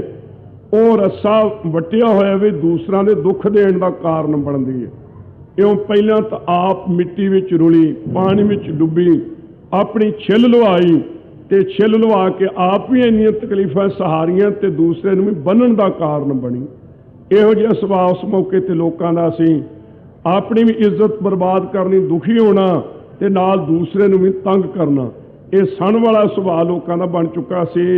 ਪਰ ਧਨ ਪਰ ਨਿੰਦਿਆ ਪਰਦਾਰਾ, ਪਰਾਇਆ ਧਨ ਚੁਰਾਉਂਦੇ, ਬਗਾਨਿਆਂ ਦੀ ਨਿੰਦਿਆ ਕਰਦੇ। ਇਸੇ ਤਰ੍ਹਾਂ ਤੇ ਬਗਾਨਿਆਂ ਦੀਆਂ ਇਸਤਰੀਆਂ ਨਾਲ ਇਸ ਦਿਨ ਤਨ ਮਨ ਸੋਹਿਤ ਧਾਰਾ, ਦਿਨ ਰਾਤ ਤਨ ਮਨ ਦੇ ਨਾਲ ਬਹੁਤਾ ਪਿਆਰ ਇਹਨਾਂ ਕੁਰੀਤੀਆਂ ਵੱਲ ਉਸ ਮੌਕੇ ਤੇ ਲੋਕਾਂ ਨੇ ਧਾਰਿਆ ਹੋਇਆ ਸੀ। ਦੋਹਰਾ ਜੰਗਮ ਬਹੁਤ ਸਰੇਵਰੇ, ਕਹਿੰਦੇ ਜੀ ਜਿਹੜੇ ਧਾਰਮਿਕ ਬੰਦੇ ਨੇ ਉਹਨਾਂ ਦੀ ਗੱਲ ਕੋਈ ਦੱਸ ਦਿਓ ਮਤਾਂ ਮਤਾਂਤਰਾਂ ਦੀ। ਕਹਿੰਦੇ ਜਿਹੜੇ ਜੰਗਮ ਸਨ, ਇਹ ਵਿਆਹ ਗਾਉਣ ਵਾਲੇ ਸ਼ਿਵ ਜੀ ਦਾ ਜਿਹੜੇ ਹੁੰਦੇ ਨਾ, ਜਿਹਨਾਂ ਨੇ ਸਿਰ ਦੇ ਉੱਪਰ ਸੋ ਮੋਰ ਦਾ ਖੰਭ ਜਿਹਾ ਟੰਗਿਆ ਹੁੰਦਾ ਤੇ ਹੱਥ ਵਿੱਚ ਟੱਲੀਆਂ ਪਗੜੀਆਂ ਹੁੰਦੀਆਂ ਨੇ, ਉਹ ਵਜਾਉਂਦੇ ਫਿਰਦੇ ਨੇ। ਉਹ ਜੰਗਮ ਸ਼ਿਵ ਜੀ ਦਾ ਤੇ ਪਾਰਵਤੀ ਦਾ ਵਿਆਹ ਗਾਉਂਦੇ ਨੇ। ਜਨਮ ਜਨਮ ਕੀ ਰਗ ਹਮਾਰੀ, ਵਰੋਂ ਸ਼ੰਭ ਨਤ ਰਹੋ ਕੁਮਾਰੀ। ਇਹ ਉਹਨਾਂ ਨੂੰ ਜੰਗਮ ਕਹੀਦਾ। ਇੱਕ ਭੇਖ ਹੈ, ਜੋਗੀ ਜੰਗਮ ਸਰੇਵੜੇ ਸੰਨਿਆਸੀ ਤੇ ਦਰਵੇਸ਼, ਛੇਵਾਂ ਜਾਮਾਂ ਵਿਪਰ ਕਾ ਜਾਮ ਮੈਂ ਮੀਨ ਨਾ ਮੇਖ। ਇਹ 6 ਜਿਹੜੇ ਨਾ ਇਸ ਪ੍ਰਕਾਰ ਦੇ ਪਹਿਲਾਂ ਜੰਗਮ ਜਿਹੜੇ ਸਨ ਤੇ ਸਰੇਵੜੇ ਮੂੰਹ ਅੱਗੇ ਪੱਟੀਆਂ ਬੰਨ੍ਹ ਕੇ ਜਿਹੜੇ ਤੁਰਦੇ ਨੇ। ਸੋ ਕਹਿੰਦੇ ਪਾਣੀ ਵਿੱਚ ਹੱਥ ਨਹੀਂ ਪਾਉਣਾ, ਜੰਤ ਮਰ ਜਾਣਗੇ, ਜਲ ਜੰਤੂ ਜਿਹੜੇ ਹਨ। ਐਸੇ ਜਿਹੜੇ ਸਰੇਵੜੇ ਸਨ। ਕਰਤ ਦਿਗੰਬਰ ਰਾਰ, ਤੇ ਤੀਸਰੇ ਦਿਗੰਬਰ ਜਿਹੜੇ ਅਲਫ ਨੰਗੇ ਰਹਿਣ ਵਾਲੇ, ਪਰ ਆਪਸ ਵਿੱਚ ਝਗੜਾ ਬੜਾ ਸੀ ਇਹਨਾਂ ਦਾ। ਇੱਕ ਪਾਸੇ ਲੀੜੇ ਨਹੀਂ ਪਾਉਣੇ, ਇੱਕ ਪਾਸੇ ਕਿਸੇ ਨੇ ਪਾਣੀ ਵਿੱਚ ਨਹੀਂ ਨਹਾਉਣਾ, ਦੂਸਰੇ ਜੰਗਮ ਬਣੇ ਫਿਰਦੇ ਨੇ, ਤੁਰਦੇ ਫਿਰਦੇ ਰਹਿਣ ਵਾਲੇ, ਪਰ ਆਪਸ ਵਿੱਚ ਝਗੜਾ ਬੜਾ ਭਾਰੀ ਕਰਦੇ ਸਨ। ਭਾਈ ਗੁਰਦਾਸ ਸਾਹਿਬ ਜੀ ਨੇ ਵੀ ਕਿਹਾ, ਖਹਿ ਮਰਦੇ ਬਾਹਮਣ ਮੌਲਾਣੇ। ਬਾਹਮਣ ਤੇ ਮੁੱਲਾਂ ਬੜੇ ਖਹਿ ਖਹਿ ਕੇ ਮਰਦੇ ਸਨ, ਧਰਮੀ ਲੋਕ ਜਿਹੜੇ ਸਨ। ਹਰ ਦਰਸ਼ਨ ਹਰ ਨਾਮ ਬਿਨ, ਇਸੇ ਤਰ੍ਹਾਂ ਜਿਹੜੇ 6 ਦਰਸ਼ਨ ਸਨ ਨਾ ਸਾਰੇ, ਇਹ ਗੁਰੂ ਕੇ ਨਾਮ ਜਪਣ ਤੋਂ ਬਿਨਾਂ ਬਹੁਤ ਬਾਦ ਮੈਂ ਖੁਆਰ, ਸਾਰੇ ਐਵੇਂ ਝਗੜਿਆਂ ਦੇ ਵਿੱਚ ਖੁਆਰ ਖਰਾਬ ਹੋ ਰਹੇ ਸਨ। ਪਰਮੇਸ਼ਰ ਦਾ ਨਾਮ ਨਹੀਂ ਸੀ ਕੋਈ ਜਪਦਾ ਉਹਨਾਂ ਵਿੱਚੋਂ। ਕਿਉ ਪਈ ਕੀਨੇ ਦਵਾਦਸ਼ ਮਾਰਗ ਜੋਗੀ। ਇਹ ਗੋਰਖਮਤੀਏ ਜਿਹੜੇ ਜੋਗੀ ਨੇ, ਇਹਨਾਂ ਨੇ 12 ਰਾਹ ਆਪਣੇ ਬਣਾਉਣਾ ਕੀਤੇ, 12 ਫਿਰਕੇ ਇਹਨਾਂ ਦੇ ਅੱਗੇ ਚੱਲੇ। ਭਾਉ ਭਗਤ ਬਿਨ ਭਏ ਬਿਯੋਗੀ, ਪਰ ਪਰਮੇਸ਼ਰ ਦੀ ਪ੍ਰੇਮਾ ਭਗਤੀ ਤੋਂ ਬਿਨਾਂ ਇਹਨਾਂ ਦੇ ਚਿੱਤ ਵਿੱਚ ਵੀ ਵਿਛੋੜਾ ਰਹਿ ਗਿਆ। ਇਹ ਵੀ ਕਹਿੰਦੇ ਸੀ ਕੇਵਲ ਕੰਨ ਪਾੜ ਲਓ, ਗਲ ਵਿੱਚ ਖਫਣੀਆਂ ਪਾ ਲਓ, ਹੱਥ ਵਿੱਚ ਝੋਲੀ ਪਕੜ ਲਓ, ਮੰਗਦੇ ਫਿਰੋ। ਪਰ ਅਸਲ ਵਿੱਚ ਕੀ ਸੀ? ਡੰਡ ਕਮੰਡਲ ਮੋਢੇ ਭਾਰ, ਜੋਗ ਨਹੀਂ ਕਰਮਾਂ ਦੀ ਮਾਰ। ਉਹਨਾਂ ਵਿਚਾਰਾਂ ਨੂੰ ਕਰਮਾਂ ਦੀ ਮਾਰ ਮਾਰੀ ਸੀ ਰੱਬ ਨੇ, ਸੋ ਉਹ ਪਰਮੇਸ਼ਰ ਨੂੰ ਨਹੀਂ ਸੀ ਪ੍ਰਾਪਤ ਕਰ ਸਕਦੇ। ਗੁਰੂ ਨਾਨਕ ਸਾਹਿਬ ਨਾਲ ਬੜੀ ਚਰਚਾ ਹੋਈ। ਹੁਣ ਇਹ ਸ਼ਬਦ ਪੜ੍ਹ ਰਹੇ ਸਨ, ਮੁੰਦਾ ਸੰਤੋਖ ਸਰਮਪਦ ਝੋਲੀ, ਧਿਆਨ ਕੀ ਕਰਾਂ ਵਿਭੂਤ, ਭੁਗਤ ਗਿਆਨ ਦਇਆ ਭੰਡਾਰਨ, ਏਕਾ ਮਾਈ ਜੁਗਤ ਵਿਆਈ, ਆਸਣ ਲੋਏ ਲੋਏ ਭੰਡਾਰ। ਇਹ ਸ਼ਬਦ ਉਚਾਰ ਕੇ ਉਹਨਾਂ ਨੂੰ ਨਿਹਾਲ ਕੀਤਾ ਗੁਰੂ ਨਾਨਕ ਸਾਹਿਬ ਨੇ। ਪਹਿਲਾਂ ਸਭ ਪਰਮੇਸ਼ਰ ਦੀ ਪ੍ਰੇਮਾ ਭਗਤੀ ਤੋਂ ਬਿਨਾਂ ਖਾਲੀ ਸਨ, ਵਿਛੜੇ ਹੋਏ ਪਰਮੇਸ਼ਰ ਤੋਂ। ਸ਼ਾਸਤਰਨ ਵਿਪਰ ਕੋ ਬਾਦਾ, ਬ੍ਰਾਹਮਣ ਲੋਕ ਜਿਹੜੇ ਸਨ ਸ਼ਾਸਤਰ ਤਾਂ ਬੜੇ ਪੜ੍ਹੇ ਹੋਏ ਸਨ, ਪਰ ਖੋਟਾ ਝਗੜਾ ਕਰਦੇ ਸਨ, ਹੇਤ ਚਰਚਾ ਨਹੀਂ ਸਨ ਕਰਦੇ, ਪਿਆਰ ਦੀ ਚਰਚਾ ਨਹੀਂ ਸਨ ਕਰਦੇ, ਇੱਕ ਦੂਜੇ ਨੂੰ ਢਾਉਣ ਦਾ ਯਤਨ ਕਰਦੇ ਸਨ। ਮੈਂ ਬਹੁਤਾ ਵਿਦਵਾਨ ਹੈ, ਦੂਸਰਾ ਕਹਿੰਦਾ ਸੀ ਮੈਂ ਬਹੁਤਾ ਵਿਦਵਾਨ ਹੈ। ਆਪਸ ਵਿੱਚ ਖੋਟੇ ਝਗੜੇ ਕਰਕੇ ਇੱਕ ਦੂਜੇ ਨੂੰ ਹਰਾਉਣ ਦਾ ਯਤਨ ਕਰਦੇ ਸਨ, ਵਿੱਚੋਂ ਸਿਧਾਂਤ ਨਹੀਂ ਸਨ ਗ੍ਰਹਿਣ ਕਰਦੇ। ਬਹੁਤ ਪਰਸਪਰ ਵਰਤ ਵਿਖਾਦਾ, ਇਸ ਵਾਸਤੇ ਆਪਸ ਵਿੱਚ ਬੜਾ ਭਾਰੀ ਝਗੜਾ ਵੱਧਦਾ ਸੀ। ਮੂੰਡ ਮੁੰਡਾਵੇ ਹੋਏ ਸੰਨਿਆਸੀ, ਇੱਕ ਕਹਿੰਦੇ ਕਿ ਮੂੰਹ ਸਿਰ ਮਨਾ ਕੇ ਜਿਹੜੇ ਐਨ ਟਿੰਡ ਵਰਗਾ ਸਿਰ ਕੱਢ ਲੈਂਦੇ, ਉਹ ਕਹਿੰਦੇ ਅਸੀਂ ਸੰਨਿਆਸੀ ਬਣ ਗਏ ਹਾਂ। ਸੰਨਿਆਸੀ ਨਾਮ ਵੱਡੇ ਤਿਆਗੀ ਦਾ, ਜਿਹੜਾ ਬਹੁਤਾ ਹੀ ਤਿਆਗੀ ਹੋਵੇ, ਕਿਸੇ ਚੀਜ਼ ਨੂੰ ਵੀ ਗ੍ਰਹਿਣ ਕਰੇ ਹੀ ਨਾ, ਉਹ ਸੰਨਿਆਸੀ ਬਣ ਗਏ ਜਿਹੜੇ ਮੂੰਹ ਸਿਰ ਮਨਾ ਕੇ। ਦਰਬ ਨਾਰ ਮਹਿਰਦਾ ਦੁਰਾਸੀ, ਪਰ ਅਸਲ ਦੇ ਵਿੱਚ ਪਰਾਈਆਂ ਇਸਤਰੀਆਂ ਤੇ ਬਹੁਤਾ ਧਨ ਇਕੱਠਾ ਕਰਨ ਦੇ ਵਿੱਚ ਖੋਟੀ ਆਸ ਉਹਨਾਂ ਦੇ ਮਨ ਵਿੱਚ ਵੀ ਲੱਗ ਗਈ। ਕਹਿੰਦੇ ਸੀ ਸੰਨਿਆਸੀ ਹੈ, ਪਰ ਸੰਨਿਆਸੀਆਂ ਦਾ ਨਾਮ ਬਰਬਾਦ ਕਰ ਰਹੇ ਸਨ। ਸੰਨਿਆਸੀ ਆਸਾ ਸੁੰਨ ਹੋ ਜਾਣੀ, ਕੋਈ ਆਸਾ ਦੁਨੀਆ ਦੀ ਰਹਿ ਨਾ ਜਾਣੀ, ਪਰ ਪਰਾਈ ਇਸਤਰੀਆਂ ਤੇ ਬਹੁਤੀ ਮਾਇਆ ਦੀ ਖੋਟੀ ਇੱਛਾ ਇਹਨਾਂ ਦੇ ਮਨ ਵਿੱਚ ਲੱਗ ਪਈ। ਭਈ ਅਤੀਤ ਕਹਾਏ ਬੈਰਾਗੀ, ਇੱਕ ਲੋਕੀ ਅਤੀਤ ਕਹਾਉਂਦੇ ਸਨ ਕਿ ਅਸੀਂ ਵੈਰਾਗਵਾਨ ਹਾਂ, ਗ੍ਰਸਤੀ ਤੇ ਵਦ ਮਨ ਦੌ ਲਾਗੀ, ਪਰ ਉਹਨਾਂ ਦੇ ਮਨ ਦੇ ਵਿੱਚ ਦੌ ਅਗਨੀ ਤ੍ਰਿਸ਼ਨਾ ਦੀ ਗ੍ਰਸਤੀਆਂ ਨਾਲ ਵੀ ਵੱਧ ਲੱਗੀ ਹੋਈ ਸੀ। ਮਾਇਆ ਬਹੁਤੀ ਇਕੱਠੀ ਕਰਨੀ, ਆਪਣੇ ਆਪ ਨੂੰ ਅਤੀਤ ਕਹਾਉਂਦੇ ਸਨ, ਵੈਰਾਗੀ ਕਹਾਉਂਦੇ ਸਨ, ਸੰਨਿਆਸੀ ਕਹਾਉਂਦੇ ਸਨ ਕਿ ਪਰਮ ਤਿਆਗੀਆਂ ਅਸੀਂ ਦੁਨੀਆ ਨੂੰ ਤਿਆਗ ਦਿੱਤਾ ਹੈ। ਪਰ ਗ੍ਰਸਤੀ ਆਦਮੀ ਦੇ ਚਿੱਤ ਵਿੱਚ ਜਿਵੇਂ ਲਾਲਚ ਹੁੰਦਾ ਹੈ, ਬਹੁਤਾ ਧਨ ਪਦਾਰਥ ਹੋਵੇ, ਇਹਨਾਂ ਨਾਲ ਵੀ ਵੱਧ ਤ੍ਰਿਸ਼ਨਾ ਦੀ ਅੱਗ ਉਹਨਾਂ ਦੇ ਮਨ ਵਿੱਚ ਲੱਗ ਚੁੱਕੀ ਸੀ। ਬਨੌਟੀ ਨਾਮ ਕੇਵਲ ਰਹਿ ਗਿਆ, ਜੀਵਨ ਨਹੀਂ ਸੀ ਉਹ ਜਿਹਾ ਰਹਿ ਗਿਆ। ਪੰਡਤ ਪਹਿਰੂਆ ਕਰਹਿ ਸਤੇਈ, ਪੰਡਤ ਲੋਕਾਂ ਦਾ ਫਰਜ਼ ਸੀ ਕਿ ਉਹ ਪਹਿਰੇਦਾਰ ਬਣ ਕੇ ਸੋ ਕੌਮ ਨੂੰ ਸੋਹਣਾ ਪ੍ਰਚਾਰ ਦੇ ਕੇ ਵਿਦਵਾਨ ਲੋਕ ਜਿਹੜੇ ਸਨ ਉਹ ਕੌਮ ਦੀ ਰਾਖੀ ਕਰਦੇ, ਉਹ ਪਹਿਰੇਦਾਰ ਸਨ ਕੌਮ ਦੇ, ਪਰ ਉਹ ਤਾਂ ਉਲਟਾ ਉਹੀ ਚੋਰੀ ਕਰਨ ਲੱਗ ਪਏ। ਸੋ ਜਿਸ ਪ੍ਰਕਾਰ ਖੇਤੀ ਨੂੰ ਵਾੜ ਹੀ ਉੱਠ ਕੇ ਖਾਣ ਲੱਗ ਪਵੇ, ਉਲਟੀ ਵਾੜ ਖੇਤ ਕੋ ਖਾਈ, ਇਹੋ ਜਿਹਾ ਸੁਭਾਅ ਬਣ ਗਿਆ ਸੀ ਉਸ ਮੌਕੇ ਦੇ ਵਿਦਵਾਨਾਂ ਦਾ। ਰਖਵਾਰੀ ਕੋ ਸਦਨ ਕਰੇ, ਦੱਸੋ ਭਾਈ ਫਿਰ ਇਸ ਘਰ ਦੀ ਰਾਖੀ ਕੌਣ ਕਰਦਾ? ਰਾਖੀ ਕਰਨ ਵਾਲਾ ਕੋਈ ਨਹੀਂ ਸੀ ਰਹਿ ਗਿਆ। ਅੱਜ ਤਾਈਂ ਬੇਨਤੀ ਦੁਪਹਿਰੇ ਵੀ ਕੀਤੀ ਸੀ ਕਿ ਗੁਰੂ ਤੇਗ ਬਹਾਦਰ ਸਾਹਿਬ ਦਾ 300 ਸਾਲਾ ਸ਼ਹੀਦੀ ਗੁਰਪੁਰਬ ਮਨਾਉਣ ਦੇ ਸੰਬੰਧ ਵਿੱਚ ਥਾਵਾਂ ਥਾਵਾਂ ਤੇ ਜੋ ਜਥੇ ਵੱਲੋਂ ਇਸ ਟਕਸਾਲ ਵੱਲੋਂ ਪ੍ਰੋਗਰਾਮ ਬਣੇ ਹੋਏ ਨੇ, ਸਾਰੇ ਹਿੰਦੁਸਤਾਨ ਭਰ ਦੇ ਹਰੇਕ ਥਾਵਾਂ ਤੇ ਜਲੂਸ ਜ਼ਰੂਰ ਕੱਢਦੇ ਹਾਂ। ਨਾਲ ਇਹ ਪਲਣ ਕੀਤਾ ਹੈ ਕਿ ਜਿੱਥੋਂ ਕੌਮ ਟਹਿੰਦੀਆਂ ਕਲਾਂ ਨੂੰ ਗਈ ਹੈ, ਪੰਥ ਟਹਿੰਦੀਆਂ ਕਲਾਂ ਨੂੰ ਗਿਆ ਹੈ, ਉਹ ਬਿਮਾਰੀ ਲੱਭ ਕੇ ਉਹਦਾ ਇਲਾਜ ਜਾਇਜ਼ ਤੇ ਅਸਲ ਉਸ ਚੀਜ਼ ਦਾ ਇਲਾਜ ਕਰਨਾ ਚਾਹੀਦਾ। ਉਹ ਪਤਾ ਲੱਗਾ ਹੈ ਸਾਨੂੰ ਕਿ ਅਸੀਂ ਲੋਕ ਜਿਹੜੇ ਹਨ ਨਾ, ਪ੍ਰਚਾਰਕ ਲੋਕ, ਮਹਾਤਮਾ ਕਹਾਉਣ ਵਾਲੇ, ਸੰਤ ਕਹਾਉਣ ਵਾਲੇ, ਰਾਗੀ ਢਾਡੀ ਕਵੀ ਤੇ ਪ੍ਰਚਾਰਕ ਕਹਾਉਣ ਵਾਲੇ, ਅਸੀਂ ਵਿਗੜੇ ਹਾਂ। ਅਸੀਂ ਕੌਮ ਨਹੀਂ ਵਿਗੜੀ, ਬਿਲਕੁਲ ਇਹ ਗਲਤ ਹੈ। ਇਹ ਕਹਿਣਾ ਗਲਤ ਹੈ ਕਿ ਸਿੱਖੀ ਸਮਾਪਤ ਹੋ ਗਈ ਹੈ ਜਾਂ ਹੋ ਜਾਵੇਗੀ, ਝੂਠ ਹੈ। ਨਹੀਂ, ਸਿੱਖੀ ਦਾ ਪ੍ਰਚਾਰ ਘਟ ਗਿਆ, ਸਿੱਖੀ ਨਹੀਂ ਘਟੀ। ਸਿੱਖੀ ਦਾ ਪ੍ਰਚਾਰ ਕਰਨ ਵਾਲੇ ਲੋਕ ਅੱਜ ਪਖੰਡੀ ਬਣ ਗਏ ਨੇ। ਮਾਇਆ ਦੀ ਤ੍ਰਿਸ਼ਨਾ ਹੈ, ਜੇ ਤਾਂ ਵਾਜੇ ਤੇ ਪੈਸੇ ਚੰਗੇ ਆ ਗਏ ਫਿਰ ਤਾਂ 5 ਮਿੰਟ ਮੁੱਲ ਜੋਰੀ ਵੱਧ ਲਾਈ ਜਾਣੇ ਆ, ਤੇ ਜੇ ਸੰਗਤ ਨਹੀਂ ਕੁਛ ਦਿੰਦੀ ਤਾਂ ਮੁੜ ਮੁੜ ਕੇ ਘੜੀ ਵੇਖਣੀ ਹੈ ਕਦੋਂ ਟਾਈਮ ਲੰਘੇ ਤੇ ਇੱਥੋਂ ਅਸੀਂ ਉੱਠ ਕੇ ਪਰੇ ਜਾਈਏ। ਇਹ ਹਾਲਤ ਬਣ ਗਈ ਸਾਡੀ। ਮੱਥੇ ਟਿਕਾਉਣ ਦੇ ਵਿੱਚ ਅਸੀਂ ਸੰਤ ਲੋਕ ਲੱਗੇ, ਸਾਨੂੰ ਬਹੁਤੇ ਮੱਥੇ ਟੇਕੋ, ਸਾਡੀ ਪੂਜਾ ਪ੍ਰਤਿਸ਼ਠਾ ਕਰੋ। ਸਾਡੇ ਜੀਵਨ ਤੜਕੇ ਅੰਮ੍ਰਿਤ ਵੇਲੇ ਉੱਠਣ ਵਾਲੇ, ਸਵਾਸ ਸਵਾਸ ਨਾਮ ਜਪਣ ਵਾਲੇ, ਪਰਉਪਕਾਰ ਵਾਲੇ, ਆਪਣੇ ਸਰੀਰ ਤੇ ਕਸ਼ਟ ਸਹਾਰ ਕੇ ਦੂਸਰਿਆਂ ਨੂੰ ਸੁਖ ਦੇਣ ਵਾਲੇ ਨਹੀਂ ਰਹਿ ਗਏ। ਇਸ ਵਾਸਤੇ ਯਤਨ ਕੀਤਾ ਹੈ ਕਿ ਜਿੰਨੇ ਸਾਡਾ ਭਾਈਚਾਰਾ ਹੈ, ਕਵੀ ਸਿੰਘ, ਢਾਡੀ ਸਿੰਘ, ਪ੍ਰਚਾਰਕ ਸਿੰਘ ਤੇ ਗ੍ਰੰਥੀ ਸਿੰਘ, ਜਿਹੜਾ ਵੀ ਕੋਈ ਸ਼ਰਾਬ ਤੇ ਮਾਸ ਵਰਤਦਾ ਉਹਨੂੰ ਸਟੇਜ ਤੇ ਕਦੇ ਨਹੀਂ ਬਹਿਣ ਦੇਣਾ। ਨਹੀਂ ਭਾਈ, ਤੂੰ ਸਟੇਜ ਤੇ ਖਲੋ ਕੇ ਤੂੰ ਪ੍ਰਚਾਰ ਕਰਨ ਦਾ ਕੀ ਲੱਗਦਾ ਹੈ? ਅਸੀਂ ਕੀ ਤੇਰੇ ਕੋਲ ਸੁਣੀਏ? ਹੁਣ ਤੂੰ ਇੱਥੇ ਸੰਗ ਪਾੜ ਕੇ ਇਹ ਗੱਲਾਂ ਕਹਿ ਰਿਹਾ ਹੈ, ਅੰਦਰ ਜਾ ਕੇ ਤੂੰ ਬੋਤਲ ਖੋਲ ਲੈਣੀ ਹੈ ਤੇ ਹੱਡੀਆਂ ਚੱਬਣੀਆਂ ਨੇ। ਸਾਨੂੰ ਨਹੀਂ ਤੇਰੇ ਪ੍ਰਚਾਰ ਦਾ ਅਸਰ, ਕੋਈ ਵੀ ਸਾਡਾ ਕੁਝ ਨਹੀਂ ਸਵਾਰਦਾ। ਅਸੀਂ ਨਹੀਂ ਤੇਰੇ ਕੋਲ ਇਹ ਗੱਲਾਂ ਸੁਣਨੀਆਂ। ਜੇ ਸਾਨੂੰ ਸੁਣਾਉਣਾ ਹੀ ਤਾਂ ਸਾਡੇ ਕੋਲ ਰੋਲ ਧਾਰਮਿਕ ਬਣ ਕੇ ਆ, ਅੰਦਰੋਂ ਜੀਵਨ ਜਿਹੋ ਜਿਹਾ ਤੇਰਾ ਨਾ ਉਹੋ ਜਿਹੀ ਗੱਲ ਸਾਡੇ ਨਾਲ ਕਰ। ਬਨਾਉਟੀ ਤੇ ਪਖੰਡ ਵਾਲੀ ਗੱਲ ਅਸੀਂ ਨਹੀਂ ਕਰਨ ਦੇਣੀ। ਗੁਰੂ ਕੀ ਕਿਰਪਾ ਹੋਈ ਹੈ, 20 ਜਥਿਆਂ ਨੂੰ ਅੰਮ੍ਰਿਤ ਛਕਾਇਆ, 20 ਜਥਿਆਂ ਨੂੰ ਆਹ 2 ਪ੍ਰੋਗਰਾਮਾਂ ਤੇ, ਔਰ ਉਹਨਾਂ ਦਾ ਸਤਿਕਾਰ ਕੀਤਾ ਹੈ, ਸਿਰੋਂ ਭਾਵ ਦਿੱਤੇ ਨੇ, ਔਰ ਉਹਨਾਂ ਨੂੰ ਕਿਹਾ ਕਿ ਹਰੇਕ ਸਟੇਜ ਤੇ ਤੁਹਾਡਾ ਆਦਰ ਸਤਿਕਾਰ ਕਰਿਆ ਕਰਾਂਗੇ। ਸੋ ਗੁਰੂ ਕੇ ਪਿਆਰਿਓ, ਜੇ ਪੰਥ ਦੀ ਚੜ੍ਹਦੀ ਕਲਾ ਚਾਹੁੰਦੇ ਹੋ ਤਾਂ ਤੁਸੀਂ ਵੀ ਇਹਨਾਂ ਸਟੇਜਾਂ ਤੇ ਪੜ੍ਹਨ ਕਰੋ ਕਿ ਜੇ ਸਿੰਘ ਨਾਮ ਵਾਲਾ ਤੇ ਦਾੜਾ ਰੰਗਿਆ ਨਾ ਹੋਵੇ, ਦਾੜਾ ਬੱਧਾ ਨਾ ਹੋਵੇ, ਦਾੜਾ ਮੁੰਨਿਆ ਨਾ ਹੋਵੇ, ਸ਼ਰਾਬ ਤੇ ਮਾਸ ਨਾ ਵਰਤਦਾ ਹੋਵੇ, ਅੰਮ੍ਰਿਤ ਧਾਰੀ ਹੋਵੇ, ਨਿਤਨੇਮੀ ਹੋਵੇ, ਫਿਰ ਆ ਕੇ ਜੇ ਸਾਨੂੰ ਕੋਈ ਸੁਣਾਵੇਗਾ ਤਾਂ ਸਾਡੇ ਮਨਾਂ ਤੇ ਅਸਰ ਪੈਣਾ, ਐਵੇਂ ਨਹੀਂ ਪੈਣਾ। ਇਹੋ ਜਿਹੇ ਪੜ੍ਹਨ ਗੁਰਪੁਰਬਾਂ ਤੇ ਇਹਨਾਂ ਸਟੇਜਾਂ ਤੋਂ ਵੀ ਸਾਰਿਆਂ ਥਾਵਾਂ ਤੋਂ ਹੋਣੇ ਚਾਹੀਦੇ ਨੇ। ਸੋ ਨਹੀਂ ਤਾਂ ਜਿਹੋ ਜਿਹੀ ਹਾਲਤ ਸੀ ਕਲਯੁਗ ਦੀ, ਗੁਰੂ ਨਾਨਕ ਸਾਹਿਬ ਤੋਂ ਪਹਿਲਾਂ ਕਿਤੇ ਦੁਬਾਰਾ ਨਾ ਉਹ ਹਾਲਤ ਹੋ ਜਾਂਦੀ ਹੋਵੇ। ਰਖਵਾਰੀ ਕੋ ਸਦਨ ਕਰੇ, ਘਰ ਦੀ ਰਾਖੀ ਕੌਣ ਕਰਦਾ? ਉਹਦੀ ਬਾਰ ਰਖਵਾਰ ਨਿਰਪਾਲਾ। ਸੋ ਵਾੜ ਸੀ ਰਾਜੇ ਆਪਣੇ ਪ੍ਰਜਾ ਦੀ ਰਾਖੀ ਕਰਨ ਵਾਲੇ, ਪ੍ਰਜਾ ਖੇਤ ਕੋ ਖਾਦ ਘੁਟਾਲਾ। ਉਹ ਸਗੋਂ ਖੋਟੇ ਤਰੀਕੇ ਨਾਲ ਟੈਕਸ ਲਾ ਕੇ, ਮਸੂਲ ਲਾ ਕੇ ਪ੍ਰਜਾ ਨੂੰ ਖੋਟੇ ਤਰੀਕੇ ਨਾਲ ਉਹ ਵੀ ਲੁੱਟਣ ਲੱਗ ਪਏ ਸਨ। ਕਲ ਕਾਤੀ ਰਾਜੇ ਕਾ ਸਾਈ, ਧਰਮ ਪੰਖ ਕਰ ਉੱਡਰਿਆ, ਊੜ ਅਮਾਵਸ ਸੱਚ ਚੰਦਰਮਾ ਦੀਸੈ ਨਾਹੀਂ ਕਹਿ ਚੜਿਆ। ਹਜੂਰ ਨੇ ਤਾਈਏ ਬਚਨ ਕੀਤੇ ਨੇ ਸੱਚੇ ਪਾਤਸ਼ਾਹ ਜੀ ਨੇ, ਰਾਜੇ ਸੀ ਮੁਕੱਦਮ ਕੁੱਤੇ, ਜਾਏ ਜਗਾਇਨ ਬੈਠੇ ਸੁੱਤੇ, ਚਾਕਰ ਨਹਿੰਦਾ ਪਾਇਨ ਕਾਓ, ਰਤ ਪਿਤ ਕੁੱਤਿਓ ਚੱਟ ਜਾਓ।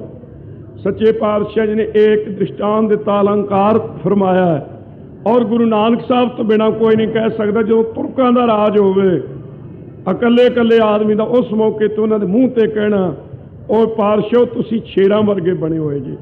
ਸ਼ੇਰ ਜਦੋਂ ਰੱਜ ਪੁੱਜ ਕੇ ਸੁੱਤਾ ਹੋਵੇ ਨਾ, ਫਿਰ ਜੇ ਕੋਈ ਪਸ਼ੂ ਜਾਂ ਹੋਰ ਕੋਈ ਚੀਜ਼ ਨੇੜੇ ਆਵੇ ਤੇ ਜਿਹੜੇ ਕੁੱਤੇ ਹੁੰਦੇ ਨੇ ਨਾ ਕੋਲ, ਉਹ ਜਾ ਕੇ ਉਸ ਸ਼ੇਰ ਦੇ ਕੋਲ ਭੌਂਕਦੇ ਨੇ, ਉਹਨੂੰ ਜਾ ਕੇ ਜਗਾਉਂਦੇ ਨੇ।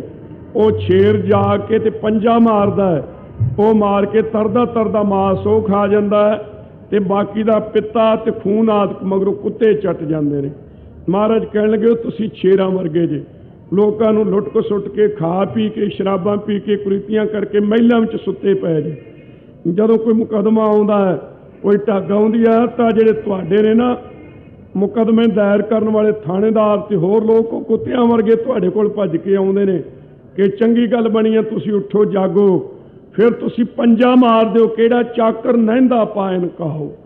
ਜਿਹੜੇ ਤੁਹਾਡੇ ਅੱਗੇ ਨੌਕਰ ਨੇ ਜਾਂ ਤੁਹਾਡੀਆਂ ਪੁਲਿਸਾਂ ਨੇ, ਉਹਨਾਂ ਨੂੰ ਭੇਜ ਦਿਓ, ਉਹ ਜਾ ਕੇ ਦੁੱਖ ਦਿੰਦੇ ਨੇ ਉਹਨਾਂ ਲੋਕਾਂ ਨੂੰ, ਤੇ ਉਹ ਵੱਡੀਆਂ ਮੋਟੀਆਂ ਲੈ ਕੇ ਤੁਹਾਨੂੰ ਪਹੁੰਚਾਉਂਦੇ ਨੇ। ਤੇ 2 4 10 ਰੁਪਏ ਉਹ ਜਿਹੜੇ ਆ ਕੇ ਮੁਖਬਰੀਆਂ ਕਰਨ ਵਾਲੇ ਤੇ ਤੁਹਾਨੂੰ ਦੱਸਾਂ ਪਾਉਣ ਵਾਲੇ ਨੇ ਨਾ, ਕੁੱਤਿਆਂ ਵਰਗੇ, ਉਹ ਮਗਰੋਂ ਚੱਟ ਜਾਂਦੇ ਨੇ। ਉਹ ਵੀ ਖਾਲੀ ਨਹੀਂ ਉਹਨਾਂ ਨੂੰ ਜਾਣ ਦਿੰਦੇ। ਉਹ ਤੁਹਾਡਾ ਸੁਭਾਅ ਕੁੱਤਿਆਂ ਵਰਗਾ ਬਣ ਗਿਆ। ਧੰਨ ਗੁਰੂ ਨਾਨਕ ਸਾਹਿਬ ਤੋਂ ਬਿਨਾਂ ਹੋਰ ਵੀ ਕੋਈ ਹੈ ਜਿਹੜਾ ਮੌਕੇ ਤੇ ਕਹਿ ਦੇਵੇ ਪਾਤਸ਼ਾਹ ਦੇ ਮੂੰਹ ਤੇ? ਭਲਾ ਅੱਜ ਕੱਲ੍ਹ ਬੜੇ ਬਨੌਟੀ ਗੁਰੂ ਬਣੇ ਫਿਰਦੇ ਨੇ। ਇੱਕ ਸ਼ਹਿਰ ਦੇ ਵਿੱਚ, ਕਈ ਪਿੰਡਾਂ ਵਿੱਚ, ਇਲਾਕਿਆਂ ਵਿੱਚ ਬੜੇ ਗੁਰੂ ਅੱਜ ਹੇੜਾਂ ਦੀਆਂ ਹੇੜਾਂ ਤੁਰੀਆਂ ਫਿਰਦੀਆਂ ਨੇ, ਵੱਗਾਂ ਦੇ ਵੱਗ ਗੁਰੂਆਂ ਦੇ।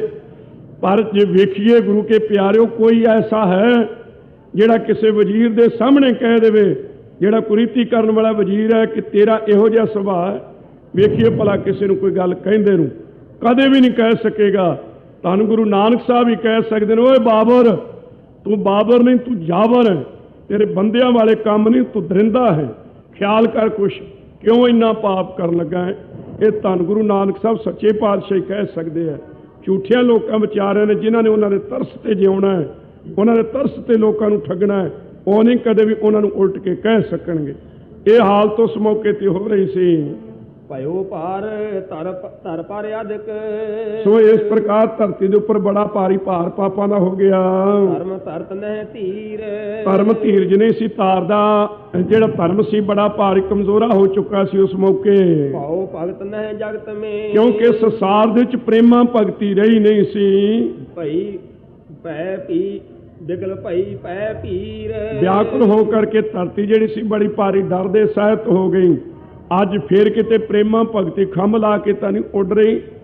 ਗੁਰੂ ਨਾਨਕ ਸਾਹਿਬ ਦੇ ਸਿੱਖਿਆ ਜੇ ਤੈਨੂੰ ਪੁੱਛ ਲੈਣ ਅੱਜ ਗੁਰੂ ਨਾਨਕ ਸਾਹਿਬ, ਤੂੰ ਤੜਕੇ ਅੰਮ੍ਰਿਤ ਵੇਲੇ ਉੱਠਦਾ, ਇਸ਼ਨਾਨ ਕਰਦਾ ਹੁੰਦਾ, 5 ਬਾਣੀਆਂ ਜ਼ਰੂਰ ਪੜ੍ਹਦਾ ਹੋਵੇਗਾ, ਵਾਹਿਗੁਰੂ ਮੰਤਰ ਦੇ ਸਿਮਰਨ ਦੇ ਵਿੱਚ ਕਿੰਨਾ ਚਿਰ ਚਿੱਤ ਜੋੜਦਾ ਹੈ, ਮੂਲ ਮੰਤਰ ਦਾ ਕਿੰਨਾ ਰਸ ਲੈਂਦਾ ਹੈ, ਧਰਮ ਦੀ ਕਿਰਤ ਕਰਦਾ ਹੁੰਦਾ, ਝੂਠ ਤਾਂ ਨਹੀਂ ਬੋਲਦਾ, ਫਿਰ ਤੂੰ ਦਸਵੰਧ ਵਿੱਚੋਂ ਕੱਢਦਾ, ਸ਼ਾਮ ਦੇ ਮੌਕੇ ਰਹਿ ਰਾਸ ਤੇ ਰਾਤ ਨੂੰ ਕੀਰਤਨ ਸੋਹਿਲਾ ਪੜ੍ਹ ਕੇ ਹੀ ਸੌਂਦਾ ਹੋਵੇਗਾ। ਜੇ ਕਿਤੇ ਗੁਰੂ ਨਾਨਕ ਸਾਹਿਬ ਜੀ ਓਮ ਪੁੱਛ ਲੈਣ ਤਾਂ ਆਪਣੀ ਕੀ ਹਾਲਤ ਹੋਵੇ, ਕਿਵੇਂ ਸ਼ਰਮਿੰਦੇ ਹੋਵਾਂਗੇ। ਕਿ ਕੀ ਦਸਾਂ ਹੀ ਪਾਤਸ਼ਾਹੀਆਂ ਦੀ ਆਤਮਿਕ ਜੋਤ ਗੁਰੂ ਗ੍ਰੰਥ ਸਾਹਿਬ ਜੀ ਨਹੀਂ, ਸਤਿਗੁਰੂ ਸੱਚੇ ਪਾਤਸ਼ਾਹ ਨੇ ਸਾਡੇ ਪਾਸੋਂ ਹਰ ਰੋਜ਼ ਪੁੱਛ ਰਿਹਾ। ਖਿਆਲ ਕਰਨਾ ਚਾਹੀਦਾ ਹੈ। ਅੱਜ ਫਿਰ ਕਿਤੇ ਗੁਰਸਿੱਖ ਕਹਾਉਂਦਾ ਹੋਇਆ ਵੀ ਪ੍ਰੇਮਾ ਭਗਤੀ ਤੋਂ ਵਾਂਝਾ ਨਾ ਹੋ ਜਾਂਦਾ ਹੋਵੇ। ਉਸ ਮੌਕੇ ਤੇ ਇਹੋ ਜਿਹੇ ਲੋਕ ਬਣ ਚੁੱਕੇ ਸਨ। ਏਕ ਓੰਕਾਰ ਆਰਾਧਨ ਕੀਨਾ ਧਰਤੀ ਨੇ ਇੱਕ ਓੰਕਾਰ ਵਾਹਿਗੁਰੂ ਨੂੰ ਚੇਤੇ ਕੀਤਾ। ਅੰਤ ਬੇਨਤੀ ਭਈ ਅਧੀਨਾ ਬਹੁਤ ਅਧੀਨ ਹੋ ਕਰਕੇ ਕਲਮਲ ਹੋਈ ਮੇਦਨੀ ਅਰਦਾਸ ਕਰੇ ਲਿਵ ਲਾਏ। ਲਿਵ ਲਾ ਕੇ ਧਿਆਨ ਜੋੜ ਕੇ ਅਰਦਾਸ ਕੀਤੀ ਸੀ। ਉਸ ਮੌਕੇ ਤੇ ਧਰਤੀ ਨੇ ਪਰਮੇਸ਼ਰ ਪਰ ਪੁਰਖ ਪੁਰਾਤਨ हे ਪਰਮੇਸ਼ਰ ਤੂੰ ਬੜਾ ਭਾਰੀ ਜੋ ਐਸਾ ਹੈ, ਪਰਮ ਪੁਰਾਵਰ ਨਾਥ ਸਨਾਤਨ ਇਹ ਸਾਰੇ ਪਰਮੇਸ਼ਰ ਦੇ ਗੁਣ ਕਹਿ ਕਰਕੇ ਬੇਨਤੀ ਕੀਤੀ ਪਰਮੇਸ਼ਰ ਦੇ ਚਰਨਾਂ ਦੇ ਵਿੱਚ ਕਿ ਕਲਮਲ ਕਲ ਕੇ ਕਾਲ ਬਿਥਾਰਾ ਕਲ ਯੁਗ ਦੇ ਸਮੇਂ ਨੇ ਬੜੇ ਭਾਰੀ ਆਪਣੇ ਪਾਪ ਹੀ ਫੈਲਾ ਦਿੱਤੇ ਹਨ। ਮੈਂ ਭਾਰ ਨਹਿ ਜਾਏ ਸੰਭਾਰਾ ਹੁਣ ਨਹੀਂ ਮੇਰੇ ਪਾਸੋਂ ਭਾਰ ਚੱਕਿਆ ਜਾਂਦਾ, ਪਾਪਾਂ ਦਾ ਭਾਰ ਬਹੁਤਾ ਹੋ ਗਿਆ, ਮੈਂ ਤਾਂ ਨਿਗਰਦੀ ਹੋਈ ਨਰਕਾਂ ਨੂੰ ਜਾ ਰਹੀ ਹਾਂ। ਅਤ ਦੁਸ਼ਟਰੇ ਦੁਖ ਵੇਲਾ ਭਇਓ ਮੇਰੇ ਤੇ ਬੜਾ ਭਾਰੀ ਉਖਿਆਈ ਵਾਲਾ ਵੇਲਾ ਆ ਗਿਆ ਹੈ। ਪਰਮੇਸ਼ਰ ਮੇਰੇ ਤੇ ਤਰਸ ਕਰ। ਬਿਨ ਅਵਲੰਬ ਜਾਤ ਨਹਿ ਰਹਿਓ ਹੁਣ ਬਿਨਾਂ ਨਾਮ ਦੇ ਆਸਰੇ ਤੋਂ, ਧਰਮ ਦੇ ਆਸਰੇ ਤੋਂ ਬਿਨਾਂ ਮੇਰੇ ਪਾਸੋਂ ਰਿਹਾ ਨਹੀਂ ਜਾ ਸਕਦਾ। ਥੰਮੈ ਕੋਇ ਨਾ ਸਾਧ ਬਿਨ, ਸਾਧ ਨਾ ਦਿਸੈ ਜਗ ਵਿੱਚ ਕੋਆ। ਦੋਹਰਾ ਸਤਜੁਗ ਮੈਂ ਚਾਰੋਂ ਚਰਨ ਸਤਜੁਗ ਦੇ ਵਿੱਚ ਧਰਮ ਦੇ 4 ਚਰਨ ਸਨ, 4 ਪੈਰ ਸਨ, 7 ਤਪ ਸੌਚ ਤੇ ਦਾਨ। ਰੇਤੇ 3 ਰਹਾਏ ਰੇਤੇ ਦੇ ਵਿੱਚ 3 ਰਹਿ ਗਏ। ਸੋ ਜਿਹੜਾ ਇਸ ਪ੍ਰਕਾਰ ਸੱਚ ਸੀ ਉਹ ਲੋਕੀ ਬੋਲਣੋਂ ਹਟ ਗਏ। ਦੁਆਪਰ ਮੈਂ 2 ਰਹੇ ਦੁਆਪਰ ਦੇ ਵਿੱਚ 2 ਪੈਰ ਕੇਵਲ ਰਹਿ ਗਏ। ਕਲ ਇੱਕ ਚਰਨ ਕਲ ਟਿਕਾਏ ਯੁਗ ਦੇ ਵਿੱਚ ਇੱਕੋ ਇੱਕ ਚਰਨ ਹੈ ਕੇਵਲ ਦਾਨ ਦਾ, ਇੱਕੋ ਇੱਕ ਰਹਿ ਗਿਆ। ਬਾਕੀ ਲੋਕਾਂ ਨੇ ਪਵਿੱਤਰਤਾ ਵੀ ਛੱਡ ਦਿੱਤੀ। ਲੋਕੀ ਅੱਗੇ ਪਸ਼ੂਆਂ ਨੂੰ ਇੱਕ ਖੁਰਲੀ ਵਿੱਚ ਪੱਠੇ ਪਾਉਂਦੇ ਸੀ ਤੇ ਪਸ਼ੂ ਖਲੋ ਕੇ ਖਾਂਦੇ ਸੀ। ਅੱਜ ਮਨੁੱਖ ਵੀ ਤਕਰੀਬਨ ਬਹੁਤੀ ਤਰੱਕੀ ਕਰਕੇ ਤੇ ਉਹੋ ਜਿਹਾ ਬਣਨ ਲੱਗਾ ਹੈ। ਨਹੀਂ ਪੈਰਾਂ ਤੋਂ ਜੁੱਤੀ ਲਾਉਣੀ, ਨਹੀਂ ਬੂਟ ਲਾਉਣੇ, ਇੱਕੇ ਥਾਂ ਤੇ ਖਲੋ ਕੇ ਇੱਕੇ ਥਾਂ ਹੀ ਸਭ ਕੁਝ ਰੱਖ ਲਿਆ, ਮੂੰਹ ਵਿੱਚ ਪਾ ਕੇ ਖੜੇ ਖੜੋਤੀ ਉਸੇ ਤਰ੍ਹਾਂ ਖਾਈ ਗਏ ਇੱਕੇ ਥਾਂ ਤੋਂ। ਸਿਗਟਾਂ ਵਾਲਾ ਵੀ ਉੱਥੇ, ਦੂਜਾ ਵੀ ਉੱਥੇ, ਤੀਜਾ ਵੀ ਉੱਥੇ। ਬੜੀ ਤਰੱਕੀ ਕਰ ਗਿਆ ਸਿੱਖ ਅੱਜ ਕੱਲ੍ਹ ਦਾ। ਲੋਕੀ ਚਲੇ ਗਏ ਨੇ ਚੰਦਰਮਾ ਤੋਂ ਵੀ ਉਤਾਂ ਨੂੰ, ਤੇ ਸਿੱਖ ਅਸਲੋਂ ਠਾਹ ਨੂੰ ਚਲਾ ਗਿਆ। ਵਿਚਾਰ ਲਵੇ ਮੈਂ ਮਨੁੱਖ ਤੋਂ ਕੀ ਬਣ ਗਿਆ ਹਾਂ। ਇਹ ਜਿਹੜਾ ਗੁਣ ਸੀ ਬੜਾ ਭਾਰੀ ਪਵਿੱਤਰਤਾ ਵਾਲਾ, ਸੌਚ ਵਾਲਾ, ਇਹ ਅੱਜ ਛੱਡ ਦਿੱਤਾ ਹੈ। ਕਿਉ ਪਈ ਕਲ ਮਲ ਮੈਂ ਆਇਓ ਕਲ ਕਾਲਾ ਕਲ ਯੁਗ ਦਾ ਬੜਾ ਭਾਰੀ ਇਹ ਪਾਪ ਰੂਪ ਸਮਾਂ ਆ ਗਿਆ। ਭਇਓ ਦੁਜਾਂ ਤੇ ਭਾਰ ਬਿਸਾਲਾ ਇਸ ਵਾਸਤੇ ਭਾਰੀ ਭਾਰ ਹੋ ਗਿਆ। ਧਰਤੀ ਕਹਿਣ ਲੱਗੀ ਇੱਕ ਚਰਨ ਤੇ ਟਿਕਾ ਨਾ ਜਾਏ ਇੱਕ ਚਰਨ ਦੇ ਭਾਰ ਮੈਥੋਂ ਨਹੀਂ ਟਿਕਿਆ ਜਾ ਸਕਦਾ। ਬਿਨ ਅਵਲੰਬ ਨਾ ਥਿਰਤਾ ਪਾਈ ਬਿਨਾਂ ਆਸਰੇ ਤੋਂ ਮੈਂ ਟਿਕਾ ਕਿਵੇਂ ਪਾ ਲਵਾਂ। ਏਕ ਓੰਕਾਰ ਬਿਨੈ ਸੁਣ ਲੀਜੈ ਇੱਕ ਓੰਕਾਰ ਵਾਹਿਗੁਰੂ ਮੇਰੀ ਬੇਨਤੀ ਸੁਣ ਲੈ। ਫਿਰ ਹੋਵੋ ਕੋ ਅਵਲੰਬ ਦੀਜੈ ਮੈਨੂੰ ਕੋਈ ਆਸਰਾ ਦੇ ਜਿਸ ਕਰਕੇ ਮੈਂ ਇਸ ਤੋਂ ਮੈਂ ਟਿਕ ਸਕਾਂ। ਜੋਤੀ ਰੂਪੇ ਆਤਰੀ ਬਾਣੀ ਜੋਤੀ ਸਰੂਪ ਵਾਹਿਗੁਰੂ ਪਰਮੇਸ਼ਰ ਨੇ ਬੜੀ ਭਾਰੀ ਇਸਤੀ ਦੁਖਦਾਇਕ ਜਿਹੜੀ ਬੇਨਤੀ ਸੀ ਸੁਨਤ ਵਿਚਾਰ ਕੀਨ ਸੁਖਦਾਨੀ ਸੁਣ ਕਰਕੇ ਸੁਖਾਂ ਦੇ ਦਾਤੇ ਵਾਹਿਗੁਰੂ ਨੇ ਮਨ ਵਿੱਚ ਇਹ ਵਿਚਾਰ ਕੀਤੇ। ਇਸ ਕਾਰਜ ਕੋ ਬਹੁਤ ਪਠਾਏ ਇਸ ਕਾਰਜ ਨੂੰ ਕਰਨ ਵਾਸਤੇ ਅਸੀਂ ਬੜੇ ਭੇਜੇ ਨੇ। 23 ਅਵਤਾਰ ਵਿਸ਼ਨੂੰ ਦੇ, 11 ਅਵਤਾਰ ਸ਼ਿਵ ਜੀ ਦੇ ਤੇ 7 ਅਵਤਾਰ ਬ੍ਰਹਮਾ ਦੇ, ਪਰ ਸਭ ਆਪਣੀ ਆਪਣੀ ਉਰਜਾਨਾ ਪਾਰ ਬ੍ਰਹਮ ਕਾਹੂ ਨਾ ਪਛਾਨਾ। ਆਪਣੀ ਆਪਣੀ ਪਰਤ ਸੋਭ ਭੀ ਤਾਂ ਕਿ ਬਾਤ ਬਿਸਰ ਜਾਤੀ ਭੀ। ਅਕਾਲ ਪੁਰਖ ਦੀ ਗੱਲ ਹੀ ਭੁੱਲ ਗਈ। ਆਪੋ ਆਪਣੀ ਪੂਜਾ ਵਿੱਚ ਸਾਰਿਆਂ ਨੇ ਲਾ ਲਿਆ ਪਰਮੇਸ਼ਰ ਤੱਕ ਕਿਸੇ ਨੇ ਵੀ ਨਾ ਪਹੁੰਚਾਇਆ। ਜਾਏ ਤਹਾਂ ਨਿਜ ਪੰਥ ਚਲਾਏ, ਜਾ ਕੇ ਆਪੋ ਆਪਣੇ ਪੰਥ ਚਲਾ ਲਏ ਲੋਕਾਂ ਨੇ। ਵਿਸਰੇ ਜਾਂ ਕਾਰਜ ਤਹ ਗਏ, ਜਿਸ ਕਾਰਜ ਵਾਸਤੇ ਇੱਥੇ ਆਏ ਸੀ ਉਸ ਨੂੰ ਭੁੱਲ ਹੀ ਗਏ। ਆਪਣੇ ਆਪਣੇ ਮਤ ਠਹਿਰਾਏ, ਆਪੋ ਆਪਣੇ ਮਤ ਸਾਰਿਆਂ ਨੇ ਬਣਾ ਲਏ। ਕਿਨਹੋ ਨਾ ਮਹਿਮਾ ਨਾਮ ਬਿਥਾਰੀ, ਨਾਮ ਦੀ ਮਹਿਮਾ ਕਿਸੇ ਨੇ ਵੀ ਨਹੀਂ ਫਲਾਉਣਾ ਕੀਤੀ। ਜਿਵੇਂ ਗੁਰੂ ਨਾਨਕ ਸਾਹਿਬ ਜੀ ਨੇ ਕਿਹਾ ਹੈ ਕਿ ਅਬ ਕਲੂ ਆਇਓ ਰੇ ਇੱਕ ਨਾਮ ਬੋਵੋ ਬੋਵੋ, ਅਨਰੂਤ ਨਾਹੀ ਮਤ ਭਰਮ ਭੂਲੋ ਭੂਲੋ। ਇਹ ਬਚਨ ਕੇਵਲ ਗੁਰੂ ਨਾਨਕ ਸਾਹਿਬ ਜੀ ਨੇ ਕਹੇ ਨੇ, ਬਾਕੀ ਹੋਰ ਕੋਈ ਨਹੀਂ ਕਹਿ ਸਕਿਆ। ਆਓ ਭਗਤ ਕੀ ਰੀਤ ਨਾ ਡਾਰੀ, ਪਰਮੇਸ਼ਰ ਦੀ ਪ੍ਰੇਮਾ ਭਗਤੀ ਦੀ ਮਰਿਆਦਾ ਕਿਸੇ ਨੇ ਚਲਾਈ ਨਹੀਂ ਦੁਨੀਆ ਵਿੱਚ। ਜਿਉ ਹੋਵਤ ਅਵਲੰਬਤ ਸ਼ੋਨੀ, ਜਿਵੇਂ ਧਰਤੀ ਆਸਰੇ ਸਹਿਤ ਹੋ ਜਾਂਦੀ, ਇਉਂ ਵਿਚਾਰ ਬੋਲੇ ਜਗ ਜੋਨੀ। ਇਹ ਗੱਲ ਮਨ ਵਿੱਚ ਵਿਚਾਰ ਕੇ ਜਗ ਦੇ ਕਾਰਨ ਰੂਪ ਪਰਮੇਸ਼ਰ ਇਉਂ ਬੋਲਿਆ, ਧਰਤੀ ਨੂੰ ਕਹਿਣ ਲੱਗਾ ਵਾਹਿਗੁਰੂ।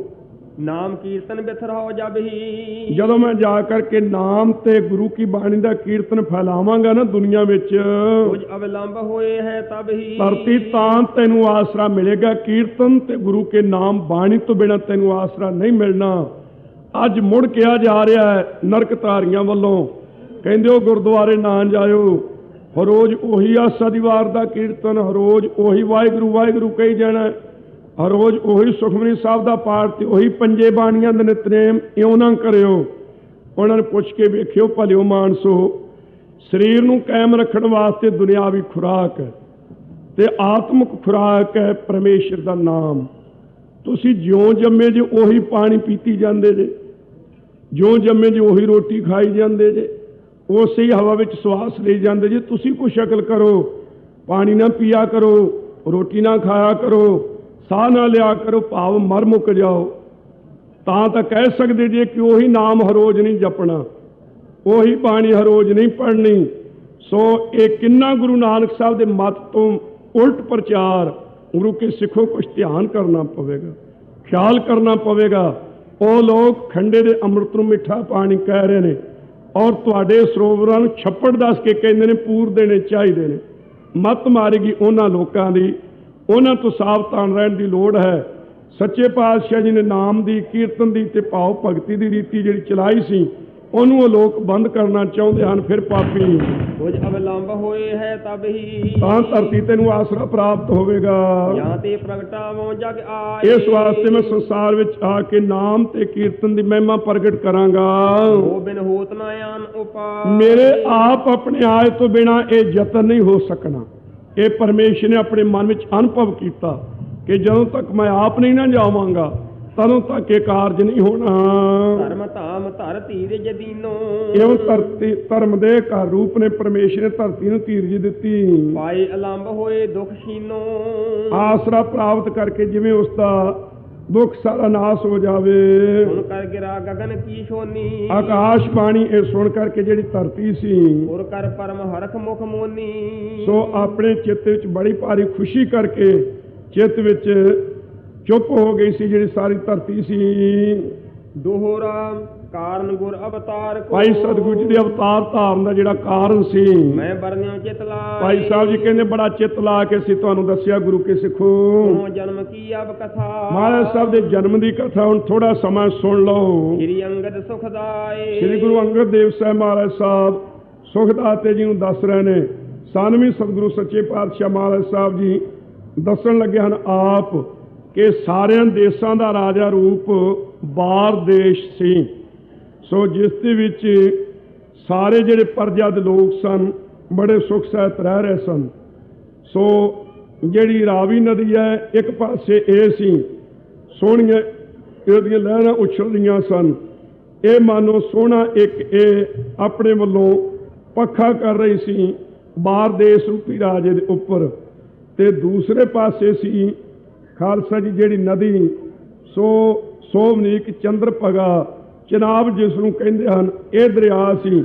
ਦੂਸਰੇ ਪਾਸੇ ਇਹਦੀਆਂ ਸੋਹਣੀਆਂ ਲਹਿਰਾਂ ਜਿਹੜੀਆਂ ਸਨ ਮਾਨੋ ਇਹ ਚੌਰ ਕਰ ਰਹੀ ਹੈ। ਇਹ ਦੋਵੇਂ ਨਦੀਆਂ ਦੋ ਪਾਸਿਆਂ ਤੋਂ ਬਾਰ ਦੇਸ਼ ਰੂਪੀ ਰਾਜੇ ਦੇ ਉੱਪਰ ਚੌਰ ਕਰ ਰਹੀਆਂ ਨੇ। ਉੱਥੇ ਰਹਿਣ ਵਾਲੇ ਜਿਹੜੇ ਲੋਕ ਸਨ ਉਹ ਬੜੇ ਭਾਰੀ ਪਰਉਪਕਾਰੀ ਤੇ ਦੂਸਰੇ ਨਾਲ ਪਿਆਰ ਕਰਨ ਵਾਲੇ ਸਨ। ਜਿਹੜੇ 7 ਪ੍ਰਕਾਰ ਦਾ ਬਿਮਾਰੀ ਪੈਂਦੀ ਹੈ ਖੇਤੀਆਂ ਨੂੰ, ਉਹ ਬਿਲਕੁਲ ਜਿੱਥੇ ਨਹੀਂ ਸੀ। ਰਾਈ ਜਾਂਦਿਆਂ ਨੇ ਚਿੱਤ ਪਰਚ ਜਾਂਦਾ ਸੀ। ਸੋਹਣੇ ਬਿਰਛ ਖੜੇ ਸਨ ਜਿਨ੍ਹਾਂ ਨੂੰ ਫਲ ਫੁੱਲ ਬੜੇ ਸੋਹਣੇ ਲੱਗੇ ਹੋਏ ਸਨ। ਉੱਥੋਂ ਦੇ ਰਹਿਣ ਵਾਲੇ ਲੋਕ ਬੜੇ ਭਾਰੇ ਸੋਹਣੀ ਮਰਿਆਦਾ ਵਾਲੇ ਸਨ, ਗੁਣਾਂ ਨੂੰ ਗ੍ਰਹਿਣ ਕਰਨ ਵਾਲੇ ਤੇ ਸਾਰੇ ਵਿਦਿਆ ਪੜ੍ਹੇ ਹੋਏ ਸਨ। ਇਸ ਪ੍ਰਕਾਰ ਐਸੇ ਸੁੰਦਰ ਦੇਸ਼ ਦੇ ਵਿੱਚ, ਭਾਰਤ ਖੰਡ ਦੇ ਵਿੱਚ ਇਹ ਸੋਹਣਾ ਦੇਸ਼ ਸੀ।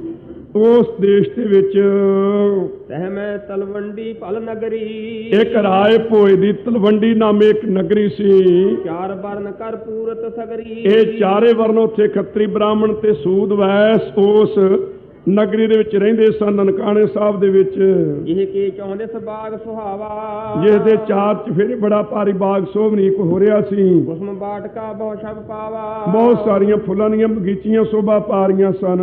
ਨਗਰ ਕੋਟ ਡੇਢ ਬਨਿਓ ਉਤੰਗ, ਇਸ ਪ੍ਰਕਾਰ ਇਹ ਬੜੇ ਸੋਹਣਾ ਸ਼ਹਿਰ ਬਣਿਆ ਹੋਇਆ ਸੀ, ਮਾਨੋ ਵਿਸ਼ਕਰਮਾ ਨੇ ਇਹ ਆਪ ਆ ਕੇ ਬਣਾਇਆ ਸੀ। ਬੜੇ ਉੱਥੇ ਸਾਰੇ ਧਰਮੀ ਲੋਕ ਜਿਹੜੇ ਰਹਿ ਰਹੇ ਸਨ। ਉੱਥੇ ਬੜੀ ਸੋਹਣੀ ਬੇਦੀਆਂ ਦੀ ਬੱਸ ਜਿਹੜੀ ਚੱਲ ਰਹੀ ਸੀ। ਅਸ ਬੇਦੀ ਵਾਸੀ ਤਲਵੰਡੀ ਦੇ ਵਿੱਚ ਇਹ ਸੋਹਣੇ ਜਿਹੜੇ ਬੇਦੀ ਸਨ ਵਸ ਰਹੇ ਸਨ, ਜਿਨ ਕੀ ਬਹੁ ਕੀਰਤ ਜਗ ਮੰਡੀ, ਜਿਨ੍ਹਾਂ ਦੀ ਮਹਿਮਾ ਬੜੀ ਭਾਰੀ ਸੰਸਾਰ ਦੇ ਵਿੱਚ ਸੀ। ਚਰਨਕਾਲ ਤਹਿ ਰਹਿਤ ਬਿਤਾਈ, ਉੱਥੇ ਚਿਰਕਾਲ ਤੋਂ ਰਹਿੰਦੇ ਜਦੋਂ ਸਮਾਂ ਗੁਜ਼ਾਰਿਆ। ਆ ਸ਼ਿਵ ਰਾਮ ਤਾਸ ਕੁਲ ਮਾਹੀ, ਉਸ ਕੁਲ ਦੇ ਵਿੱਚ ਬਾਬਾ ਸ਼ਿਵ ਰਾਮ ਜੀ ਹੋਏ, ਬ੍ਰਿਤ ਸ਼ਾਂਤ ਕੀ ਜਿਨ ਮਨ ਕੀਨੀ, ਜਿਨੇ ਆਪਣੀ ਮਨ ਦੀ ਬਿਰਤੀ ਨੂੰ ਬੜੀ ਸ਼ਾਂਤ ਕੀ ਬਣਾਇਆ ਹੋਇਆ ਸੀ, ਟਿਕਾਅ ਵਾਲੀ ਬਣਾਇਆ ਹੋਇਆ ਸੀ। ਜੀਵਾ ਰਾਜ ਤਮ ਕੀ ਤਜ ਦੀਨੀ, ਰਜੋਗੁਣ ਤੇ ਤਮੋਗੁਣ ਦੀ ਉਪਜੀਵਕਾ ਤਿਆਗ ਦਿੱਤੀ ਸੀ ਜਿਸ ਨੇ। ਹੋਏ ਅਹਿੰਸ ਆਯੁਧ ਕਰ ਛੋਰੇ, ਹੱਥ ਵਿੱਚੋਂ ਇਹਨੇ ਸ਼ਸਤਰ ਛੱਡ ਦਿੱਤੇ ਸਨ ਤੇ ਜੀਵਕਾਤ ਨਹੀਂ ਸੀ ਕਰਦਾ ਜੋ। ਤੇਰੀ ਪਦ ਕੇ ਪਦ ਪਦਮ ਨਿਹੋਰੇ, ਉਹਨੇ ਪਰਮੇਸ਼ਰ ਦੇ ਚਰਨ ਕਵਲਾਂ ਨੂੰ ਮਨਾਉਣਾ ਕੀਤਾ। ਇਹ ਬਨਾਰਸੀ ਨਾਮ ਸੋਤੀਆ, ਉਸ ਦੇ ਘਰ ਵਾਲੇ ਜਿਹੜੇ ਸਨ ਸਤਿਗੁਰੂ ਜੀ ਦੇ ਦਾਦੀ ਜੀ, ਉਹਨਾਂ ਦਾ ਨਾਮ ਬਨਾਰਸੀ ਸੀ। ਮਾਤਾ ਜੀ ਦਾ ਨਾਮ ਤਿਬਰਤ ਧਰਮ ਜਾਸ ਦਿੜ ਕੀਆ, ਜਿਸ ਨੇ ਪਤੀਵਰਤਾ ਧਰਮ ਬੜਾ ਭਾਰੀ ਪ੍ਰਪੱਕ ਕੀਤਾ ਸੀ। ਇਨ ਤੇ ਸੁਤ ਯੁਗ ਭਏ ਸੋ ਚਾਲੂ, ਉਹਨਾਂ ਤੋਂ ਦੋ ਪੁੱਤਰ ਹੋਏ ਸੋਹਣੀ ਚਾਲ ਮਰਜ਼ਾਦਾ ਵਾਲੇ। ਵੱਡ ਕਾਲੂ ਛੋਟੇ ਸ਼ੁਭ ਲਾਲੂ, ਵੱਡੇ ਦਾ ਨਾਮ ਕਾਲੂ ਜੀ ਸੀ, ਛੋਟਿਆਂ ਦਾ ਨਾਮ ਬਾਬਾ ਲਾਲੂ ਸੀ। ਵੱਡ ਭਾਗੀ ਜੋ ਹੈ ਸ਼ੁਭ ਕਰਮੀ, ਜਿਹੜੇ ਵੱਡਿਆਂ ਭਾਗਾਂ ਵਾਲੇ ਸੋਹਣੇ ਕਰਮ ਕਰਨ ਵਾਲੇ ਸਨ। ਭਗਤ ਪਰਾਇਨ ਨਿਸ਼ਚਲ ਧਰਮੀ, ਇਹ ਭਗਤੀ ਦੇ ਆਸਰੇ ਰਹਿਣ ਵਾਲੇ ਬੜੇ ਅਚਲ ਧਰਮ ਵਿੱਚ ਪ੍ਰਪੱਕ ਸਨ। ਬਾਬਾ ਸ਼ਿਵਰਾਮ ਜੀ ਤੇ ਬਾਬਾ ਕਾਲੂ ਜੀ ਤੇ ਬਾਬਾ ਲਾਲੂ ਜੀ। ਜਪ ਤਪ ਬ੍ਰਤ ਨੇਮ ਸਮੁਦਾਇ, ਖਾਲਸਾ ਜੀ ਨੇ ਬੜੇ ਜਪ ਕੀਤੇ, ਬੜੇ ਤਪ ਕੀਤੇ, ਬੜੇ ਵਰਤ ਰੱਖੇ, ਬੜੇ ਨਿਯਮ ਕੀਤੇ। ਅਰਥ ਬਹੁਤ ਜਿਹ ਜਨਮ ਬਿਤਾਏ, ਬਹੁਤ ਜਨਮ ਇਹਨਾਂ ਨੇ ਗੁਜ਼ਾਰੇ ਸਨ ਜਪ ਤਪ ਸਿਮਰਨ ਭਜਨ ਕਰਦਿਆਂ ਹੋਇਆਂ। ਸਤਿਗੁਰੂ ਜੀ ਦੇ ਪਿਤਾ ਜੀ ਨੇ ਅਨਕ ਜਨਮ ਕੀ ਇੱਛਾ ਜਾਸੂ, ਅਨੇਕਾਂ ਜਨਮਾਂ ਦੀ ਜਿਸ ਦੇ ਮਨ ਵਿੱਚ ਇਹ ਇੱਛਾ ਸੀ, ਵਿਸ਼ਨ ਹੋਏ ਸੁਤ ਗਿਆਨ ਨਿਵਾਸੂ, ਮੇਰੇ ਘਰ ਦੇ ਵਿੱਚ ਗਿਆਨ ਦਾ ਨਿਵਾਸ ਕਰਨ ਵਾਲਾ ਵਾਹਿਗੁਰੂ ਆਪ ਆ ਕੇ ਪ੍ਰਗਟ ਹੋਵੇ। ਹਿਰਦੈ ਕਰਤ ਸੰਕਲਪ ਵਿਕਲਪਾ, ਇਹੋ ਜਿਹੇ ਸੰਕਲਪ ਮਨ ਵਿੱਚ ਕਰ ਰਿਹਾ ਸੀ ਤੇ ਹੋਰ ਕਲਪਨਾ ਤਰਕਾਂ ਵੀ ਮਨ ਵਿੱਚ ਕਰਦਾ ਸੀ। ਕਿਹੋ ਜਿਹੀਆਂ? ਭਗਤ ਅਧੀਨ ਰਜੈ ਗੁਣ ਅਲਪਾ, ਕਿਉਂਕਿ ਪਰਮੇਸ਼ਰ ਭਗਤੀ ਦੇ ਅਧੀਨ ਹੈ। ਥੋੜੇ ਜਿਹੇ ਗੁਣ ਵੇਖ ਕੇ ਵੀ ਰੱਬ ਪ੍ਰਸੰਨ ਹੋ ਜਾਂਦਾ ਹੈ। ਜੇ ਮੁਝ ਲਖੈ ਦੀਨ ਗੁਣ ਨਾਹੀ, ਜੇ ਭਲਾ ਪਰਮੇਸ਼ਰ ਜਾਣੇ ਕਿ ਇਹ ਆਦਮੀ ਜਿਹੜਾ ਕਲਿਆਣ ਚੰਦ ਬਾਬਾ ਕਾਲੂ, ਇਹ ਬੜਾ ਗਰੀਬ ਹੈ ਤੇ ਇਹਦੇ ਵਿੱਚ ਗੁਣ ਨਹੀਂ ਕੋਈ, ਗੁਣਾ ਤੁਹੀਨਾਂ ਤੇ ਭਾਵ ਭਗਤੀ ਵਾਲਾ ਨਹੀਂ, ਮੈਂ ਕਿਉਂ ਇਹਦੇ ਘਰ ਵਿੱਚ ਜਾ ਕੇ ਗੁਰੂ ਨਾਨਕ ਨਾਮ ਰੂਪ ਧਾਰ ਕੇ ਪ੍ਰਗਟ ਹੋਵਾਂ। ਜੇ ਭਲਾ ਰੱਬ ਇਹ ਖਿਆਲ ਕਰ ਵੀ ਲਵੇ, ਬਾਬਾ ਕਾਲੂ ਕਹਿੰਦਾ ਹੈ, ਭਏ ਸੂਕਰੀ ਸਫਰੀ ਮਾਹੀ, ਪਰ ਇਹ ਸੂਕਰੀ ਕਦੇ ਸੂਰ ਬਰਾਹ ਅਵਤਾਰ ਵੀ ਧਾਰ ਲਿਆ, ਕਦੇ ਮੱਛ ਅਵਤਾਰ ਆ ਕੇ ਵਿਸ਼ਨੂੰ ਨੇ ਧਾਰਿਆ ਸੀ। ਕਮਠੀ ਆਦਿਕ ਬਿਮਤ ਕੋ ਜਾਤੀ, ਇਸੇ ਪ੍ਰਕਾਰ ਕਮਠੀ ਕੱਛ ਅਵਤਾਰ ਵੀ ਕਦੇ ਧਾਰਿਆ ਸੀ। ਖੋਟੀ ਮੱਤ ਵਾਲੇ ਤੇ ਖੋਟੀਆਂ ਜਾਤਾਂ ਦੇ ਵਿੱਚ ਇਨਕੇ ਜਨਮ ਲੀਨ ਜਗ ਖਿਆਤੀ, ਜਗ ਦੇ ਵਿੱਚ ਪ੍ਰਗਟ ਹੈ ਗੱਲ ਕਿ ਵਿਸ਼ਨੂੰ ਜੀ ਨੇ ਉਹਨਾਂ ਦੇ ਘਰ ਆ ਕੇ ਅਵਤਾਰ ਧਾਰਿਆ, ਕਦੇ ਮੱਛ ਅਵਤਾਰ, ਕਦੇ ਕੱਛ ਅਵਤਾਰ, ਕਦੇ ਬਾਰਾਹ ਅਵਤਾਰ ਧਾਰਨਾ ਕੀਤਾ ਸੀ। ਪ੍ਰੇਮ ਡੋਰ ਸੋ ਕਰਹਿ ਅਕਰਨੀ, ਇਸ ਵਾਸਤੇ ਪ੍ਰੇਮ ਦੀ ਡੋਰ ਦੇ ਵਜੋਂ ਨਾ ਕਰਨ ਵਾਲੇ ਕੰਮ ਵੀ ਕਰ ਲੈਂਦੇ ਨੇ। ਭਾਵੇਂ ਮੈਂ ਮਾੜਾ ਹਾਂ, ਭਾਵੇਂ ਮੇਰੇ ਵਿੱਚ ਗੁਣ ਨਹੀਂ, ਪਰ ਮੈਂ ਕੱਛੂ ਨਾਲੋਂ ਮਾੜਾ ਨਹੀਂ, ਮੈਂ ਮੱਛ ਨਾਲੋਂ ਮਾੜਾ ਨਹੀਂ, ਮੈਂ ਸੂਰ ਨਾਲੋਂ ਮਾੜਾ ਨਹੀਂ। ਮੇਰੇ ਘਰ ਵਿੱਚ ਕਿਉਂ ਨਾ ਆ ਕੇ ਵਾਹਿਗੁਰੂ ਪ੍ਰਗਟ ਹੋਵੇਗਾ, ਇਹ ਚਿੱਤ ਵਿੱਚ ਬਾਬਾ ਖਿਆਲ ਕਰ ਰਿਹਾ ਹੈ। ਕੀਰਤ ਬਿਮਲ ਵੇਦ ਇਮ ਬਰਨੀ, ਕਹਿੰਦੇ ਬੜੇ ਭਾਰੀ ਉਜਲ ਰੀਤੀਆਂ ਵੇਦਾਂ ਵਿੱਚ ਕਹੀ ਹੈ। ਅਦਿੱਤੀ ਕਸਿਅਪ ਕੇ ਜਿਮ ਧਾਮਾ, ਜਿਵੇਂ ਅਦਿੱਤੀ ਤੇ ਕਸਪ ਦੇ ਘਰ ਦੇ ਵਿੱਚ ਉਪਜਦ ਭਏ ਉਪੇਂਦਰ ਨਾਮਾ, ਬਾਮਨ ਰੂਪ ਵਾਲੇ ਆ ਕੇ ਪ੍ਰਗਟ ਹੋ ਗਏ ਸਨ ਕਸਪ ਦੇ ਘਰ ਦੇ ਵਿੱਚ ਤੇ ਅਦਿੱਤੀ ਦੇ ਘਰ ਦੇ ਵਿੱਚ। ਆਸਾ ਧਾਰੇ ਅਸਰ ਬਿਨਾਸ਼ੀ, ਇਉਂ ਆਸਾ ਨੂੰ ਧਾਰ ਕਰਕੇ ਦੈਂਤਾਂ ਨੂੰ ਨਾਸ਼ ਕਰਨ ਵਾਲੇ ਪਰਮੇਸ਼ਰ ਦਾ ਭਇਓ ਨਿਰੰਤਰ ਰੂਪ ਉਪਾਸੀ, ਇੱਕ ਰਸ ਵਾਹਿਗੁਰੂ ਦੀ ਉਪਾਸਨਾ ਕਰਨ ਦੇ ਵਿੱਚ ਜੁੜ ਗਿਆ ਬਾਬਾ ਕਲਿਆਣ ਚੰਦ ਕਿ ਮੇਰੇ ਘਰ ਹੈ ਵਾਹਿਗੁਰੂ, ਤੂੰ ਹੀ ਆਪਣਾ ਸਰੂਪ ਪ੍ਰਗਟ ਕਰ। ਕਾਲੂ ਨਾਮ ਜਨਮ ਜਬ ਧਾਰਾ, ਕਈ ਜਨਮ ਤਪੱਸਿਆ ਕਰਦਿਆਂ ਕਰਦਿਆਂ ਤੋਂ ਜਦੋਂ ਕਾਲੂ ਨਾਮ ਵਾਲਾ ਜਨਮ ਧਾਰਿਆ ਕਿ ਤਲਵੰਡੀ ਵਿੱਚ, ਗੁਰ ਨੇ ਆਸਾ ਕੀਨ ਮੁਰਾਰਾ, ਉਸ ਮੌਕੇ ਤੇ ਮੁਰਾਰ ਪਰਮੇਸ਼ਰ ਨੇ ਦੀ ਆਸਾ ਪੂਰੀ ਕਰਨੀ ਚਾਹੀ। ਸੁਤ ਕਾਲੂ ਪੇਖ ਪਿਤ ਸ਼ਿਵ ਰਾਮੂ, ਸੋ ਇਸ ਪ੍ਰਕਾਰ ਸ਼ਿਵ ਰਾਮ ਨੇ ਜਦੋਂ ਆਪਣੇ ਪੁੱਤਰ ਕਾਲੂ ਨੂੰ ਵੇਖਿਆ, ਪਾਨ ਗ੍ਰਹਿਣ ਕੀਏ ਕੀਰਤ ਧਾਮੂ, ਸੋ ਸੋਭਾ ਦੇ ਘਰ ਨੇ ਸਤਿਗੁਰੂ ਨਾਨਕ ਸਾਹਿਬ ਜੀ ਦੇ ਪਿਤਾ ਜੀ ਦਾ ਵਿਆਹ ਕੀਤਾ। ਇਹ ਪਤੇ ਵਰਤਾ ਗੁਣ ਨੇ ਦੱਸੋ, ਗੁਣਾਂ ਦੇ ਖਜ਼ਾਨਾ ਪਤੀਵਰਤਾ ਧਰਮ ਚ ਕਾਇਮ ਰਹਿਣ ਵਾਲੇ ਮਾਤਾ ਤ੍ਰਿਪਤਾ ਜੀ ਇਹਨਾਂ ਦੇ ਘਰ ਵਾਲੇ। ਸੁਸ਼ੀਲਤਾ ਕਹਿਮਕ ਕੋ, ਕਹਿ ਸਕ ਕੋ, ਉਹਨਾਂ ਦੀ ਜਿਹੜੀ ਸੁਸ਼ੀਲਤਾ ਤੇ ਨਰਮ ਸੁਭਾਅ ਹੈ, ਕੌਣ ਕਹਿ ਸਕਦਾ ਜਿਹੋ ਜਿਹਾ ਸੁਭਾਅ ਧੰਨ ਮਾਤਾ ਤ੍ਰਿਪਤਾ ਦਾ ਸੀ। ਸਾਧਵੀ ਪਾਏ ਕਾਲ ਬਹੁ ਕਾਲੂ, ਬਹੁਤ ਸਾਰਾ ਸਮਾਂ ਪ੍ਰਾਪਤ ਕਰਕੇ ਇਸ ਜੋੜੀ ਨੇ ਇਹ ਵਰਤ ਤਾਪ ਕਠਨ ਬੇਸਾਲੂ, ਬੜੇ ਵਰਤ ਰੱਖੇ, ਬੜੇ ਤਪ ਕੀਤੇ, ਬੜੇ ਭਾਰੀ। ਚਿਰੰਕਾਲ ਇਵ ਦੰਪਤ ਬੀਤਾ, ਇਉਂ ਬੜਾ ਭਾਰੀ ਸਮਾਂ ਜਦੋਂ ਇਸ ਪਤੀ ਸਤੀ ਨੂੰ ਗੁਜ਼ਰ ਗਿਆ। ਹਰ ਪਦ ਪੰਕਜ ਜਿਨ ਮਨ ਪ੍ਰੀਤ, ਜਿਨ੍ਹਾਂ ਦੇ ਮਨ ਦੀ ਪ੍ਰੀਤੀ ਪਰਮੇਸ਼ਰ ਦੇ ਚਰਨ ਕਮਲਾਂ ਵਿੱਚ ਸੀ।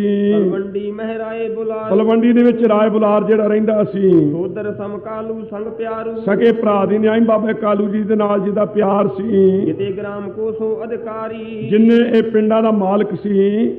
ਸਭ ਕੀ ਦਈ ਕਾਰ ਪਟਵਾਰੀ, ਸਾਰੇ ਪਿੰਡਾਂ ਦੀ ਪਟਵਾਰ ਦੀ ਕਾਰ ਬਾਬਾ ਕਾਲੂ ਜੀ ਨੂੰ ਇਹਨੇ ਰਾਏ ਬੁਲਾਰ ਨੇ ਦਿੱਤੀ ਹੋਈ ਸੀ। ਆਸਵਿਦ ਬਿਲਸਤ ਅਨਕ ਬਿਲਾਸ, ਅਨੇਕ ਪ੍ਰਕਾਰ ਦੇ ਇਹ ਆਨੰਦ ਮਾਣਦਿਆਂ ਹੋਇਆਂ ਦੰਪਤ ਉਰ ਤਰਹੀ ਸੁਤ ਆਸਾ, ਆਪਣੇ ਹਿਰਦੇ ਦੇ ਵਿੱਚ ਪਤੀ ਸਤੀ ਪੁੱਤਰ ਦੀ ਆਸਾ ਕਰ ਰਹੇ ਨੇ। ਸਾਧਵੀ ਗਰਭ ਧਰਨ ਪੁਨ ਕੀਨਾ, ਉਸ ਮੌਕੇ ਤੇ ਫਿਰ ਜਨਮੀ ਤਨੀਆਂ ਸਮਤ ਪਰਵੀਨਾ, ਸੋਹਣੇ ਮੱਤ ਵਾਲੇ ਭਗਤੀ ਦਾ ਅਵਤਾਰ। ਪਹਿਲਾਂ ਭਗਤੀ ਆਈ ਹੈ ਤੇ ਮਗਰੋਂ ਗਿਆਨ ਆਇਆ।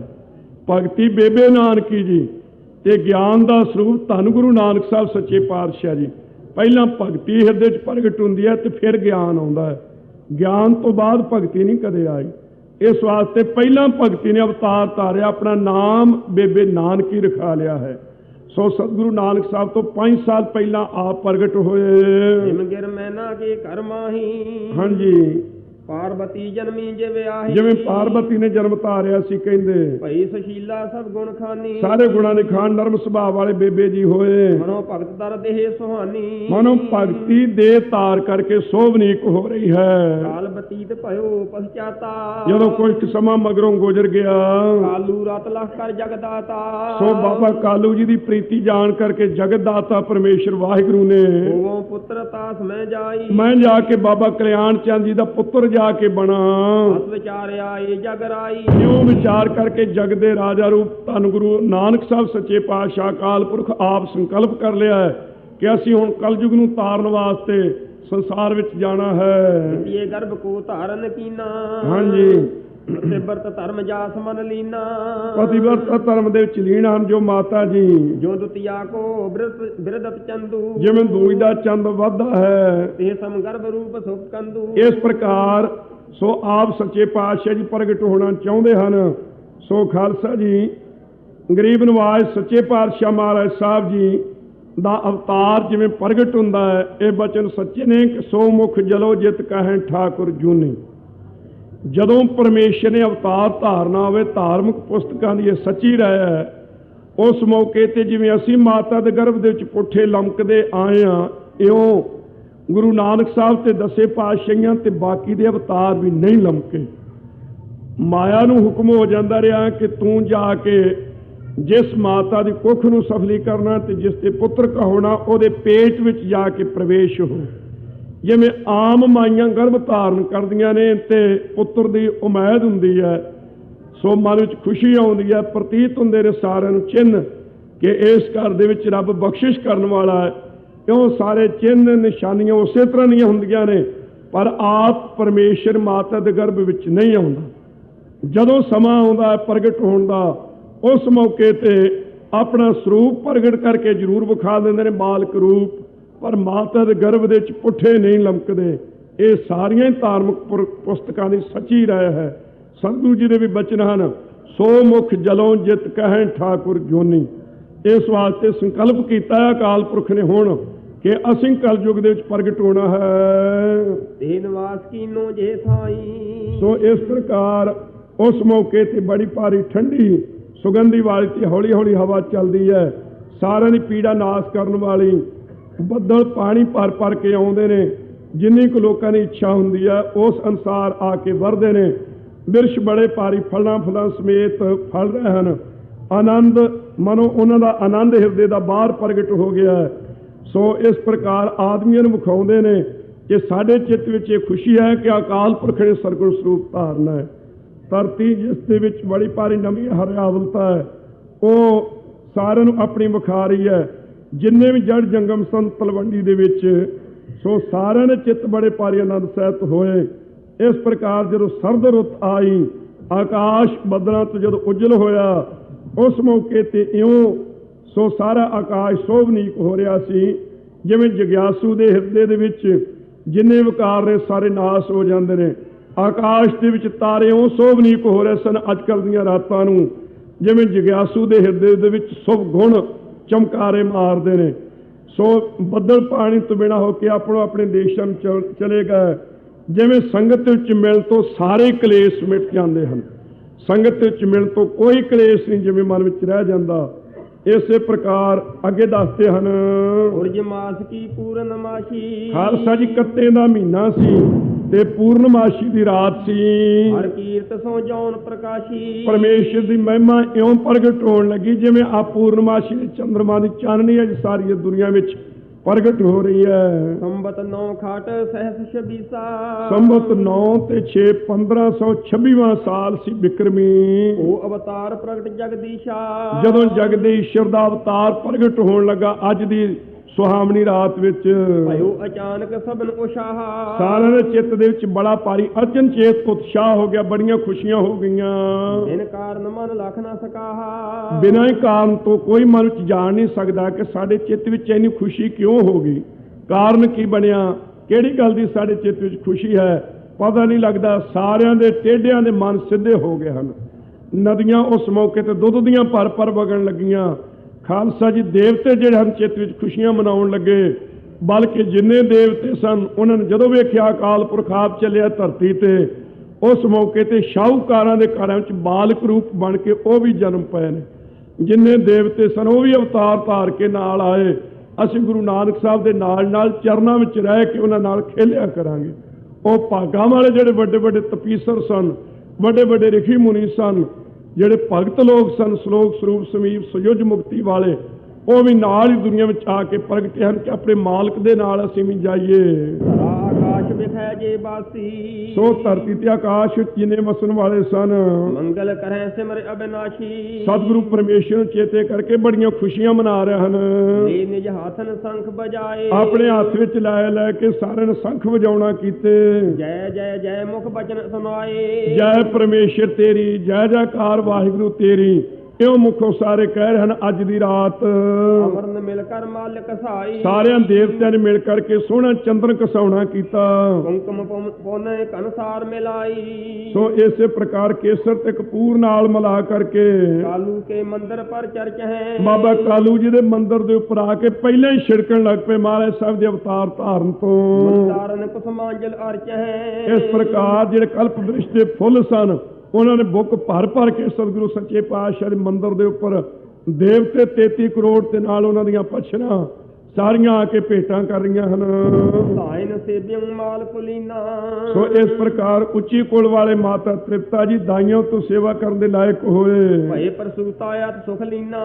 ਸੋ ਸਤਿਗੁਰੂ ਸੱਚੇ ਪਾਤਸ਼ਾਹ ਜੀ ਆਪਣਾ ਸਰੂਪ ਪ੍ਰਗਟ ਕਰਨ ਲੱਗੇ ਨੇ, ਮਾਤਾ ਜੀ ਸੁਖ ਸਹਿਤ ਹੋਏ। ਅਸ਼ਟ ਦੀਪ ਦੀਪਤ ਗ੍ਰਹਿ ਜਾਨੋ। ਖਾਲਸਾ ਜੀ ਘਰ ਦੇ ਵਿੱਚ 8 ਮੂੰਹਾਂ ਵਾਲੇ ਦੀਵੇ ਬਲ ਰਹੇ ਸਨ।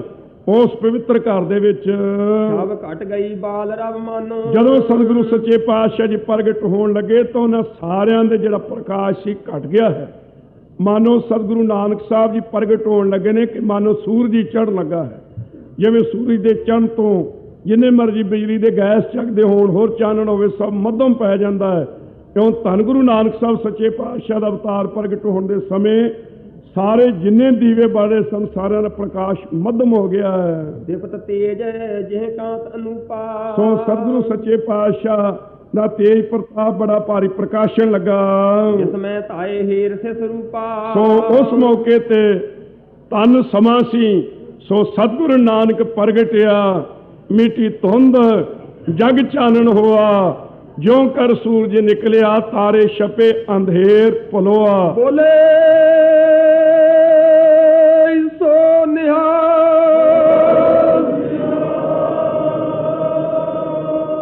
ठीक उस मौके ते सतगुरु सच्चे पातशाह जी सवा पैर का तड़का सी, बल्कि अगे दसणगे कि अद्धी रात तो केवल अद्धा पैर रात होर गुजरी सी। 1:30 वजे का समा सी जदों महाराज सब सच्चे पातशाह जी आप प्रगट होए। जन्मत मृदल बाल मुस्काई। इस प्रकार जमदिया सार ही धन गुरु सच्चे पातशाह जी थोड़ा जिहा आप मुस्कुराए ने। गुरु नानक साहब तो बिना कोई भी अवतार के समय नहीं हसिया। 10 ही पातशाहियां मुस्कुराइयां ने, बाकी सारियां दे बारे लिखिया है कि अवतार धारण के समय थोड़ा थोड़ा रोना किया।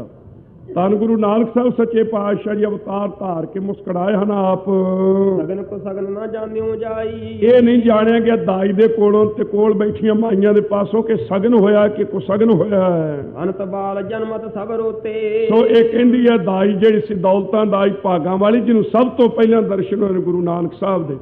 कहने लगी मेरे हत्थां च अनेकां बाल जम्मे ने, पर सारियां ने रोण दी आवाज कीती। विरसत ए जिव आनंद होते। पर ये बड़े भारी चित्त विच खुश होए ने, खिड़े ने जिवें इन्हां नूं बड़ा ही भारी आनंद प्राप्त होया है। अल्प बुद्ध क्यों धाए लखाही। भाई साहब जी कहंदे दाई विचारी दी बुद्धि छोटी जी सी, वो किवें जान सकदी सी। जन्म मरण इस पीरा नाही। जन्म मरण दोहूं मैं नाही, जन पारोपकारी आए। जी दान दे भगती लाइन, हर स्यों लैन मिलाए।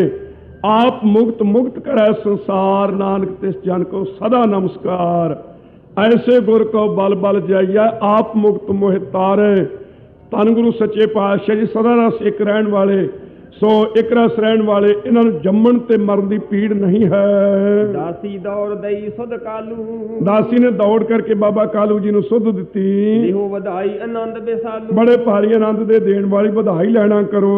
कांत मान पातात तुम्हारे। तुहाडे घर दे विच बड़े भारी प्रकाश स्वरूप, बड़े भारी शोभा वाले साहिबजादे प्रगट होए ने। मंगल करो विविध प्रकार। अनेक प्रकार दीयां खुशियां मन विच करो। तो भजन के सुन कर बैना। अपने घर दे विच गुरु के प्रगट होण दी गल सुन के मनो जगत सुख प्राप्त ऐना। मनो सारे संसार दे सुख अपने घर दे विच ही जिवें प्राप्त हो जाण। जन्म रंग जो सदन संताना। जिवें जन्म तो लैके कोई कंगाल होवे ते ओहदे घर दे विच जिवें खालसा जी कल्प बिरछ लग जावे। आन लगे त्यों उरहर खाना। आके लग पवे तिवें चित्त विच बड़ा भारी खुश होया। इस प्रकार बाबा जी चित्त विच खुशी हो रहे हैं।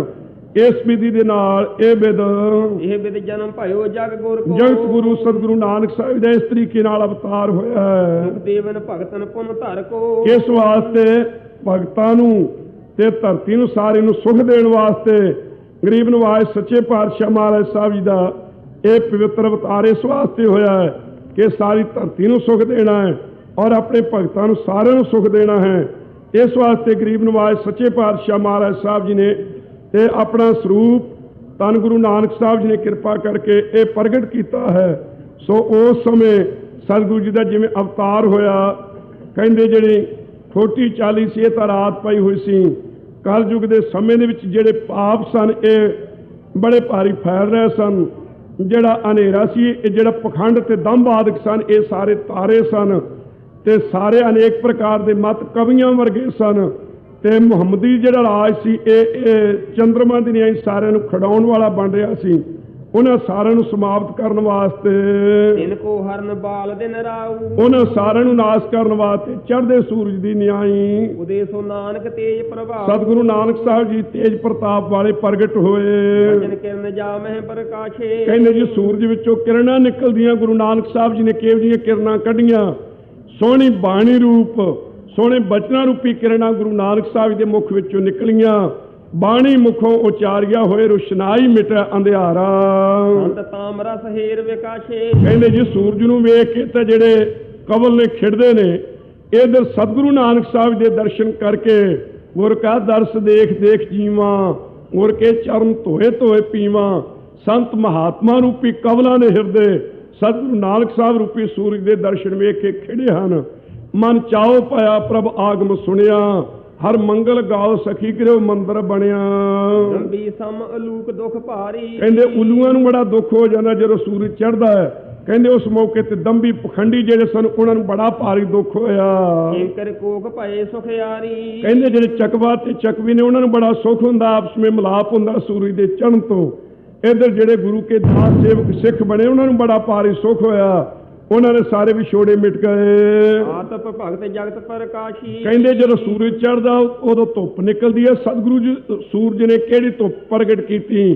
ਕਹਿੰਦੇ ਭਗਤੀ ਦੀ ਧੁੱਪ ਧੰਨ ਗੁਰੂ ਨਾਨਕ ਸਾਹਿਬ ਜੀ ਨੇ ਸਾਰੇ ਸੰਸਾਰ ਵਿੱਚ ਪ੍ਰਗਟ ਕੀਤੀ ਹੈ। ਨੀਂਦ ਅਵਿਦਿਆ ਸਿੱਖਨ ਨਾਸੀ। ਕਹਿੰਦੇ ਨੀਂਦ ਨਾਸ ਹੋ ਜਾਂਦੀ ਹੈ ਜਦੋਂ ਸੂਰਜ ਚੜ੍ਹਦਾ। ਗੁਰੂ ਨਾਨਕ ਸਾਹਿਬ ਦੇ ਪ੍ਰਗਟ ਹੋਣ ਤੋਂ ਕਿਹੜੀ ਨੀਂਦ ਨਾਸ ਹੋਈ? ਅਵਿਦਿਆ ਦੀ ਨੀਂਦ, ਗਾਫਲਤਾਈ ਤੇ ਪ੍ਰਮਾਦਤਾਈ ਦੀ ਨੀਂਦ ਗੁਰਸਿੱਖਾਂ ਨੇ ਜਿਹੜੀ ਸੀ ਸਭ ਦੂਰ ਹੋਈ। ਅਗਿਆਨ ਲਾਏ ਸਵਾਲਿਆ, ਗੁਰ ਗਿਆਨਾ ਲਾਏ ਜਗਾਵੇ ਗੋ। ਗਿਆਨ ਨਾਮ ਮਹਿ ਨਰ ਬਰ ਜਾਗੇ। ਸੋਹਣੇ ਗਿਆਨ ਦੇ ਵਿੱਚ ਤੇ ਨਾਮ ਦੇ ਵਿੱਚ ਜਿਹੜੇ ਆਦਮੀ ਸਨ ਸਾਰੇ ਜਾਗ ਪਏ। ਐਸੇ ਗੁਰੂ ਨਾਨਕ ਸਾਹਿਬ ਸੂਰਜ ਰੂਪ ਪ੍ਰਗਟੇ ਹਨ। ਕਲ ਮਲ ਸੁਪਨਾ ਜਿਉ ਮਨ ਤਿਆਗੇ। ਕਹਿੰਦੇ ਜਦੋਂ ਸੂਰਜ ਚੜ੍ਹਦਾ ਉਦੋਂ ਜਾਗ ਪੈਂਦਾ ਤੇ ਸੁਪਨਾ ਜਿਹੜਾ ਆਉਂਦਾ ਹੁੰਦਾ ਉਹ ਨਾਸ ਹੋ ਜਾਂਦਾ ਹੈ। ਕਿਹੜਾ ਸੁਪਨਾ ਨਾਸ ਹੋਇਆ? ਕਹਿੰਦੇ ਜਿਹੜੇ ਪਾਪ ਸਨ ਸਾਰੇ ਉਹ ਸੁਪਨੇ ਦੀ ਨਹੀਂ ਨਾਸ ਹੋ ਗਏ। ਗੁਰਸਿੱਖਾਂ ਦੇ ਹਿਰਦੇ ਚੋਂ ਸਾਰੇ ਪਾਪ ਦੂਰ ਹੋਏ।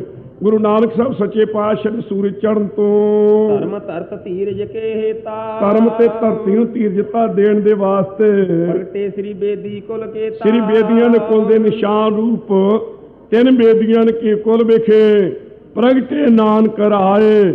ਸਭ ਸਿੱਖਣ ਕੋ ਸੁਖ ਦਾਏ, ਜੈ ਤੈ ਭੈ ਸਹਾਏ। ਧੰਨ ਗੁਰੂ ਨਾਨਕ ਸਾਹਿਬ ਸੱਚੇ ਪਾਤਸ਼ਾਹ ਦਾ ਇਉਂ ਅਵਤਾਰ ਪ੍ਰਗਟ ਹੋਇਆ ਹੈ। ਸਤਿਗੁਰੂ ਸੱਚੇ ਪਾਤਸ਼ਾਹ ਦੇ ਅਵਤਾਰ ਗੁਰਪੁਰਬ ਦੀ ਸਭ ਸੰਗਤਾਂ ਨੂੰ ਲੱਖ ਲੱਖ ਵਧਾਈ ਹੋਵੇ। ਖਾਲਸਾ ਜੀ ਖੁਸ਼ੀ ਵਿੱਚ ਜੈਕਾਰਾ ਬੁਲਾਓ ਤੇ ਫਤਿਹ ਬੁਲਾਈਏ। ਬੋਲੇ ਸੋ ਨਿਹਾਲ। ਬੋਲਦੇ ਹਾਂ ਭੁੱਲ ਚੁੱਕ ਦੀ ਮੁਆਫੀ ਬਖਸ਼ੋ। ਅਦਬ ਸਤਿਕਾਰ ਸਹਿਤ ਫਤਿਹ ਬੁਲਾਓ। ਵਾਹਿਗੁਰੂ ਜੀ ਕਾ ਖਾਲਸਾ, ਵਾਹਿਗੁਰੂ ਜੀ ਕੀ ਫਤਿਹ। ਹੁਣ ਕੀਰਤਨ ਸੁਣੋ ਗੁਰਮੁਖ ਪਿਆਰਿਓ।